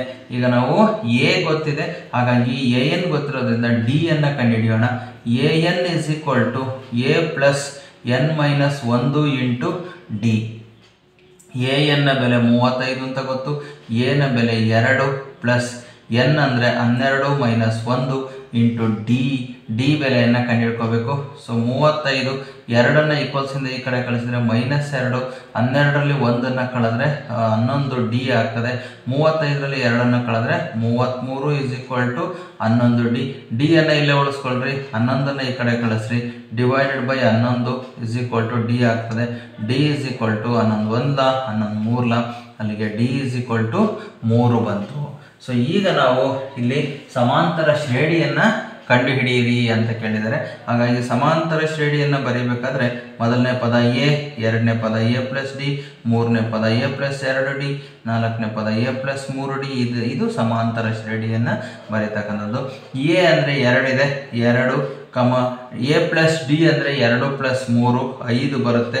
A ಪ್ಲಸ್ 2D ಅಂದರೆ 2 ಪ್ಲಸ್ 3 6 6 2 8 ಬರ್ತದೆ. ಸೊ ಅದೇ ರೀತಿ A ಪ್ಲಸ್ 3 ಇಂಟು D ಅಂದರೆ 3 3 9 2 11. ಸೊ ಈ ರೀತಿ ನಾವು ಇದನ್ನು ಸಮಾಂತರ ಶ್ರೇಣಿಯನ್ನು ಬರೆದಿದ್ದೇವೆ. ಸೊ ಇದರಲ್ಲಿ ಅಥವಾ ಪ್ರಶ್ನೆಯನ್ನು ಕೊಟ್ಟಿದ್ದಾರೆ. 12 ಪದಗಳಿರುವ ಒಂದು ಸಮಾಂತರ ಶ್ರೇಣಿಯಲ್ಲಿ ಕೊನೆಯ ಪದವು 37 ಆಗಿದೆ. ಶ್ರೇಣಿಯ ಮಧ್ಯದ 2 ಪದಗಳ ಮೊತ್ತವು 41 ಆದರೆ ಸಮಾಂತರ ಶ್ರೇಣಿಯನ್ನು ಕಂಡುಹಿಡಿದು ಈ ಸಮಾಂತರ ಶ್ರೇಣಿಯ ಪದಗಳ ಮೊತ್ತವನ್ನು ಕಂಡುಹಿಡಿಯಿರಿ ಅಂತ ಕೊಟ್ಟಿದ್ದಾರೆ. ಸೊ ಈ ಶ್ರೇಣಿಯಲ್ಲಿ 12 ಪದಗಳಿದ್ದಾವೆ. n = 12. ಸೊ ಕೊನೆಯ ಪದ 37 ಅಂದಾಗ 12 ಪದ ಇರೋದ್ರಿಂದ ಇದನ್ನ ನಾವು A12 ಅಂತ ತಗೊಂತೀವಿ. 12ನೇ ಪದ ಏನಾಗಿದೆ? 37 ಆಗಿದೆ ಅಂತ ಕೊಟ್ಟಿದ್ದಾರೆ. ಶ್ರೇಣಿಯ ಮಧ್ಯದ 2 ಪದಗಳ ಮೊತ್ತವು 41 ಅಂತ ಇರೋದ್ರಿಂದ ಮಧ್ಯದ ಪದಗಳು ಅಂದರೆ ನೋಡ್ರಿ 12 ಪದಗಳನ್ನು ನಾವು ಇಲ್ಲಿದೆ ಅಂತಂದರೆ ಈ ಕಡೆಯಿಂದ ಎಣಿಸಿದರೆ 6ನೇ ಪದ, ಆ ಕಡೆಯಿಂದ ಎಣಿಸಿದರೆ 7ನೇ ಪದ. ಅವೆರಡು 6 ಮತ್ತು 7ನೇ ಪದಗಳು ಎರಡೂ ಸಹ ಮಧ್ಯದ ಪದಗಳಾಗ್ತವೆ. ಅಂದರೆ A6 ಅಂದರೆ 6ನೇ ಪದ, A7 ಅಂದರೆ 7ನೇ ಪದ. ಇವೆರಡರ ಮೊತ್ತವನ್ನು 41 ಅಂತ ಇಷ್ಟು ದತ್ತಾಂಶವನ್ನು ಕೊಟ್ಟಿದ್ದಾರೆ. ಇದರಿಂದ ಸಮಾಂತರ ಶ್ರೇಣಿಯನ್ನು ಮೊದಲು ಕಂಡುಹಿಡಿಬೇಕು. ಸೊ ಇಲ್ಲಿ A12 = 37 ಅಂದರೆ ಇದನ್ನು A plus 11D is equal to 37. A 6 plus A 7 ಅಂದರೆ ಎ ಪ್ಲಸ್ 5D, ಎ 6 ಅಂದರೆ ಎ 7 ಅಂದರೆ A plus 6D is equal to 41. A plus A ಅಂತಂದರೆ 2A ಆಗ್ತದೆ. 5D ಪ್ಲಸ್ 6D ಕೂಡಿಸಿದ್ರೆ 11D ಆಗ್ತದೆ ಇಸ್ ಈಕ್ವಲ್ ಟು 41. ಈಗ ಇದು ಸಮೀಕರಣ 1 ಅಂತ ಆಗಿದೆ, ಇದು ಸಮೀಕರಣ 2. ಈ ಎರಡು ಸಮೀಕರಣಗಳನ್ನು ನಾವು ಬಿಡಿಸ್ಬೇಕು. ಸೊ ಇಲ್ಲಿ 2A plus 11D is equal to 41. A plus 11D is equal to 37 ಅಂತ ಇದೆ. ಸೊ ಈಗ ಇದನ್ನು ಕಳೆದಾಗ ಇಲ್ಲಿ 11D ಅನ್ನೋದು ಕ್ಯಾನ್ಸಲ್ ಆಗ್ತದೆ, ಇದು ಮೈನಸ್ ಆಗ. ಸೊ ಈಗ 2A ನಲ್ಲಿ ಎ ಅನ್ನು ಕಳೆದಾಗ ಎ ಬರ್ತದೆ, 41ರಲ್ಲಿ 37ನ ಕಳೆದ್ರೆ 4 ಬಂತು. ಸೊ ಎ ಬೆಲೆ 4 ಬಂತು. ಇವೆರಡು ಸಮೀಕರಣದಲ್ಲಿ ಎ ಬೆಲೆಯನ್ನು ಯಾವ್ದಾದ್ರು ಒಂದಕ್ಕೆ ಹಾಕೋಣ. A plus 11D is equal to 37. A ಅಂದರೆ 4 plus 11D is equal to 37. 4ನ ಈಕ್ವಲ್ಸಿಂದ ಆ ಕಡೆ ಕಳಿಸಿದ್ರೆ 11D is equal to 37 minus 4 ಆಗ್ತದೆ. 11D is equal to 33. D is equal to 33 divided by 11. 11ನ ಆ ಕಡೆ ಕಳಿಸಿದ್ರೆ ಛೇದಕ್ಕೆ ಹೋಗುತ್ತೆ. 11 1 11 3 D is equal to 3. So ಇಲ್ಲಿ ಡಿ ಬೆಲೆ ಬಂತು ಮತ್ತು ನಮಗೆ ಎ ಬೆಲೆ ಬಂತು. ಈಗ ಶ್ರೇಣಿಯನ್ನು ನಾವು ಬರೀಬಹುದು. ಸೊ ಎ ಶ್ರೇಣಿಯನ್ನು ಬರೀಬೇಕಾದ್ರೆ A plus D, A plus 2D, A plus 3D ಈ ಥರ ಬರಿತಾ ಹೋಗ್ತೀವಿ. ಇದು ಶ್ರೇಣಿಯನ್ನು, ಸಮಾಂತರ ಶ್ರೇಣಿಯನ್ನು ಬರೀಬೇಕು. ಸೊ ಇಲ್ಲಿ ಎ ಅಂತಂದರೆ 4, ಇಲ್ಲಿ 4 ಪ್ಲಸ್ ಡಿ ಅಂದರೆ 3 ಆಗ್ತದೆ. 4 ಪ್ಲಸ್ 2 ಇಂಟು 3, ಇಲ್ಲಿ 4 ಪ್ಲಸ್ 3 ಇಂಟು 3. ಸೊ ಈಗ ಇದು 4 4 3 7, 4 3 6 4 10 ಆಗ್ತದೆ. 3 3 9 4 13 ಆಗ್ತದೆ. ಸೊ ಇದು ಸಮಾಂತರ ಶ್ರೇಣಿ. ಈ ಸಮಾಂತರ ಶ್ರೇಣಿಯ ಪದಗಳ ಮೊತ್ತವನ್ನು ಕಂಡುಹಿಡಿಯಿರಿ ಅಂತೇಳಿ ಹೇಳಿದ್ದಾರೆ. ಸೊ ಇಲ್ಲಿ ಮೊತ್ತವನ್ನು ಕಂಡುಹಿಡಿಬೇಕು. 12 ಪದವನ್ನು ಇರೋದ್ರಿಂದ so Sn is equal to n/2 into 2A plus n minus 1 into D. ಈ ಸೂತ್ರನೂ ಹಾಕೋಬಹುದು, an ಸೂತ್ರನೂ ಸಹ ಹಾಕೋಬಹುದು, an ಗೊತ್ತಿರೋದ್ರಿಂದ. ಸೊ ಇಲ್ಲಿ ಎಸ್ 12 ಪದಗಳ ಮೊತ್ತವನ್ನು ಕಂಡುಹಿಡಿಯಬೇಕಾದ್ರೆ ಸೊ n ಅಂತಕ್ಕಂಥದ್ದು 12 ಇದೆ. 12 divided by 2 into 2 into A ಅಂದರೆ 4 ಪ್ಲಸ್ n ಮೈನಸ್ 1 ಅಂತಂದರೆ 12 ಮೈನಸ್ 1 ಇಂಟು ಡಿ ಅಂತಂದರೆ ಇಲ್ಲಿ 3 ಬಂದಿದೆ ನಮಗೆ. 2 1 2 6 that is equal to 6 into 4 2 8 plus 11 12ರಲ್ಲಿ 1 ಕಳೆದ್ರೆ 11 11 3 33. ಸೊ ಅಲ್ಲಿ 6 ಇಂಟು 33 ಇಂಟು 41. 6 1 6 6 4 24. ಅಲ್ಲಿಗೆ 12 ಪದಗಳ ಮೊತ್ತ 246 ಅಂತ ಬಂದಿದೆ. ಈಗ 38ನೇ ಪ್ರಶ್ನೆಯನ್ನು ನೋಡೋಣ. ಒಂದು ಘನ ಸಿಲಿಂಡರ್ನ ಮೇಲೆ ಒಂದು ಘನ ಗೋಳವನ್ನು ಕೂರಿಸಿ ಚಿತ್ರದಲ್ಲಿರುವಂತೆ ಒಂದು ಲೋಹದ ನೆನಪಿನ ಕಾಣಿಕೆಯನ್ನು ತಯಾರಿಸಬೇಕಾಗಿದೆ. ಸಿಲಿಂಡರ್ನ ತ್ರಿಜ್ಯ 6 ಸೆಂಟಿಮೀಟರ್ ಇದೆ. ಸೊ ಈ ಸಿಲಿಂಡರ್ನ ತ್ರಿಜ್ಯವನ್ನು ಕೊಟ್ಟಿದ್ದಾರೆ, ಇದು 6 ಸೆಂಟಿಮೀಟರ್ ಇದೆ. ಅದೇ ರೀತಿ ಎತ್ತರ 14 ಸೆಂಟಿಮೀಟರ್ ಇದೆ. ಸಿಲಿಂಡರ್ನ ಎತ್ತರವನ್ನು 14 ಸೆಂಟಿಮೀಟರ್, ಇಲ್ಲಿಂದ ಇಲ್ಲಿವರೆಗೆ ಸಿಲಿಂಡರ್ನ ಎತ್ತರ 14 ಸೆಂಟಿಮೀಟರ್ ಇದೆ. ಹಾಗೆ ಗೋಳದ ತ್ರಿಜ್ಯ 2.1 ಸೆಂಟಿಮೀಟರ್ ಇದೆ. ಸೊ ಈ ಗೋಳದ ತ್ರಿಜ್ಯ ಏನಿದೆಯಲ್ಲ ಇದು 2.1 ಸೆಂಟಿಮೀಟರ್ ಅಂತೇಳಿ ಕೊಟ್ಟಿದ್ದಾರೆ. ಸೊ ಈಗ ಈ ಕಾಣಿಕೆಯನ್ನು, ನೆನಪಿನ ಕಾಣಿಕೆಯನ್ನು ತಯಾರಿಸಲು ಬೇಕಾಗುವ ಲೋಹದ ಪ್ರಮಾಣವನ್ನು ಕಂಡುಹಿಡಿಯಿರಿ ಅಂತ ಕೊಟ್ಟಿದ್ದಾರೆ.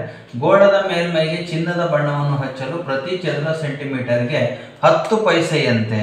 ಸೊ ಅಲ್ಲಿಗೆ 1 ಚದರ ಮೀಟರ್ ಸ್ಕ್ವಯರ್ಗೆ 10 ಪೈಸೆಯಂತೆ ನಾವು ಲೆಕ್ಕವನ್ನು ಮಾಡಬೇಕು, ಕಂಡುಹಿಡಿಬೇಕು. ಎಷ್ಟು ವೆಚ್ಚ ಆಗ್ತದೆ ಅಂತೇಳಿ ಕಂಡುಹಿಡಿಬೇಕು.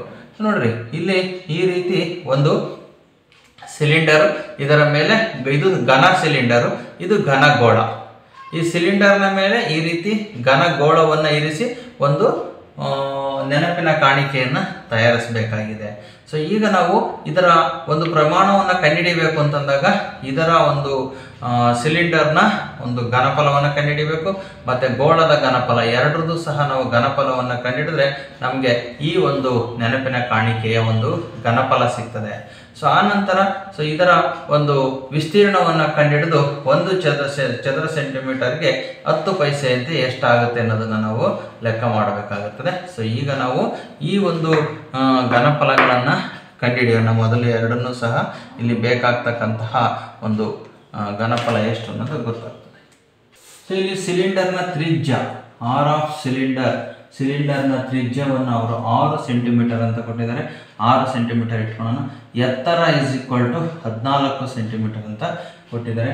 ಸೊ ಈಗ ಆ ಒಂದು ಗೋಳದ ತ್ರಿಜ್ಯ ಆರ್ ಆಫ್ ದ ಸ್ಪಿಯರ್ ಗೋಳದ ತ್ರಿಜ್ಯವನ್ನು ನಾವು 2.1 ಸೆಂಟಿಮೀಟರ್ ಅಂತ ಕೊಟ್ಟಿದ್ದಾರೆ.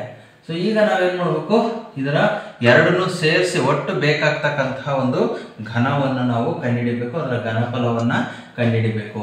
ಹಾಗಾಗಿ ಒಟ್ಟು ಆ ನೆನಪಿನ ಕಾಣಿಕೆಯ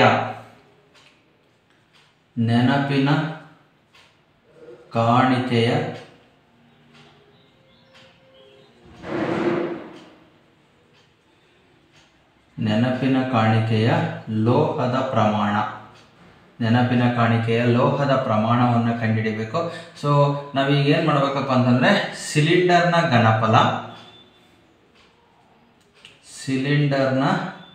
ಘನಫಲ ಪ್ಲಸ್ ಗೋಳದ ಘನಫಲ ಎರಡನ್ನೂ ಸಹ ನಾವಿಲ್ಲಿ ಕೂಡಿಸ್ಬೇಕು. ಆಗ ಒಟ್ಟು ಎಷ್ಟು ಲೋಹ ಬೇಕಾಗುತ್ತೆ ಅಂತಕ್ಕಂಥದ್ದು ಗೊತ್ತಾಗ್ತದೆ.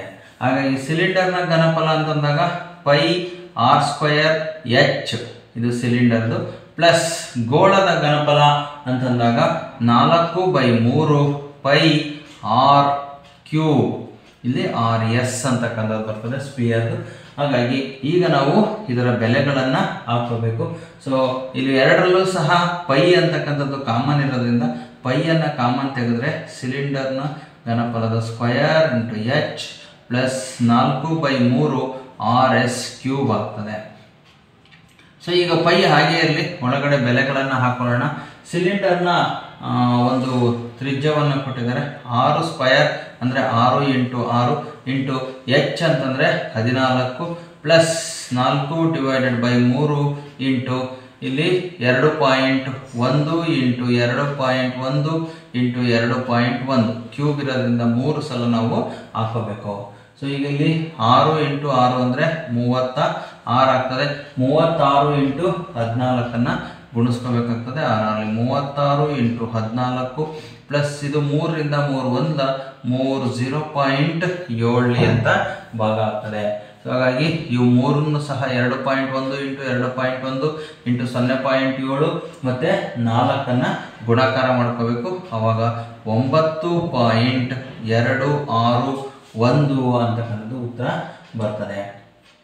ಸೊ ಈಗ ನಾವು ಇಲ್ಲಿ ಪೈ ಅಂತಂದರೆ 22/7 ಇಂಟು ಇಲ್ಲಿ 36 × 14. ಸೊ ಇದನ್ನು ನಾವು ಗುಣಿಸ್ಕೋಬೇಕಾಗ್ತದೆ. 36 × 14 14 84 8 14 42 8 50. ಸೊ ಇದಕ್ಕೆ ನಾವು 9.261 ಕೂಡಿಸ್ಬೇಕು. ಸೊ ಕೂಡಿಸಿದ್ರೆ 261 9 4 13 513.261 ಬರ್ತದೆ. 513.261. ಸೊ 7 ರಿಂದ 22 × 513.261 ನಾವು ಗುಣಾಕಾರ ಮಾಡಿದಾಗ 11,291.742 ಬರುತ್ತೆ ಡಿವೈಡೆಡ್ ಬೈ 7. ಸೊ 7ರಿಂದ ಇದನ್ನು ಭಾಗಾಕಾರ ಮಾಡಬೇಕು. ಭಾಗಾಕಾರ ಮಾಡಿದ್ರೆ 1613.106 ಸೆಂಟಿಮೀಟರ್ ಕ್ಯೂಬ್ ಅಂತೇಳಿ ಉತ್ತರ ಬರ್ತದೆ. ಸೊ ಇದು ಈ ಒಂದು ಲೋಹ ಬೇಕಾಗಿರ್ತಕ್ಕಂತಹ ಲೋಹದ ಪ್ರಮಾಣ. ಆ ಒಂದು ನೆನಪಿನ ಕಾಣಿಕೆಯನ್ನು ತಯಾರಿಸಲಿಕ್ಕೆ ಬೇಕಾಗಿರ್ತಕ್ಕಂತಹ ಲೋಹದ ಪ್ರಮಾಣ ಎಷ್ಟಿದೆಯಪ್ಪ ಅಂತಂದರೆ 1613.106 ಸೆಂಟಿಮೀಟರ್ ಕ್ಯೂಬ್ ಅಂತೇಳಿ ಬಂತು. ಸೊ ಈಗ ನಾವೇನು ಮಾಡಬೇಕು, ಆ ಒಂದು ಸ್ಪಿಯರ್ಗೆ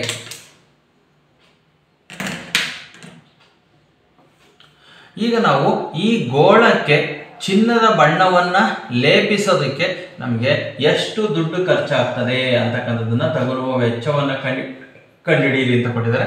ಹಾಗಾಗಿ ಇದರ ವಿಸ್ತೀರ್ಣವನ್ನು, ಮೇಲ್ಮೈ ವಿಸ್ತೀರ್ಣವನ್ನು ಕಂಡುಹಿಡಿಯಬೇಕು. ಹಾಗಾಗಿ ಗೋಳದ ಮೇಲ್ಮೈ ವಿಸ್ತೀರ್ಣ ಇಸ್ ಈಕ್ವಲ್ ಟು, ಸೊ ಗೋಳದ ಮೇಲ್ಮೈ ವಿಸ್ತೀರ್ಣವನ್ನು ಕಂಡುಹಿಡಿಯಬೇಕಾದ್ರೆ 4πr² ಅಂತ ತಗೊತೀವಿ.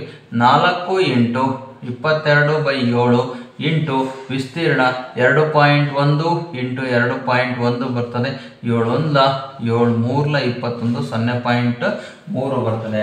ಸೊ ಇವಿಷ್ಟನ್ನು ಸಹ ನಾವು ಈಗ ಗುಣಾಕಾರ ಮಾಡಬೇಕು. ಗುಣಾಕಾರ ಮಾಡಿದರೆ ನಮಗೆ 55.44 ಬರ್ತದೆ. ಅಷ್ಟನ್ನು ಸಹ ಗುಣಿಸಿದರೆ ಇದು ಈ ಒಂದು ಗೋಳದ ಮೇಲ್ಮೈ ವಿಸ್ತೀರ್ಣ. ಈಗ 1 ಸೆಂಟಿಮೀಟರ್ ಸ್ಕ್ವೇರ್ಗೆ 10 ಪೈಸೆ. ಈಗ ಇಷ್ಟು ಸೆಂಟಿಮೀಟರ್ ಸ್ಕ್ವೇರ್ ಬಂದಿದೆ. 1 ಸೆಂಟಿಮೀಟರ್ ಸ್ಕ್ವೇರ್ಗೆ 10 ಪೈಸೆ ಅಂತಂದಾಗ ಸೊ ಅಲ್ಲಿಗೆ ತಗುಲುವ ವೆಚ್ಚ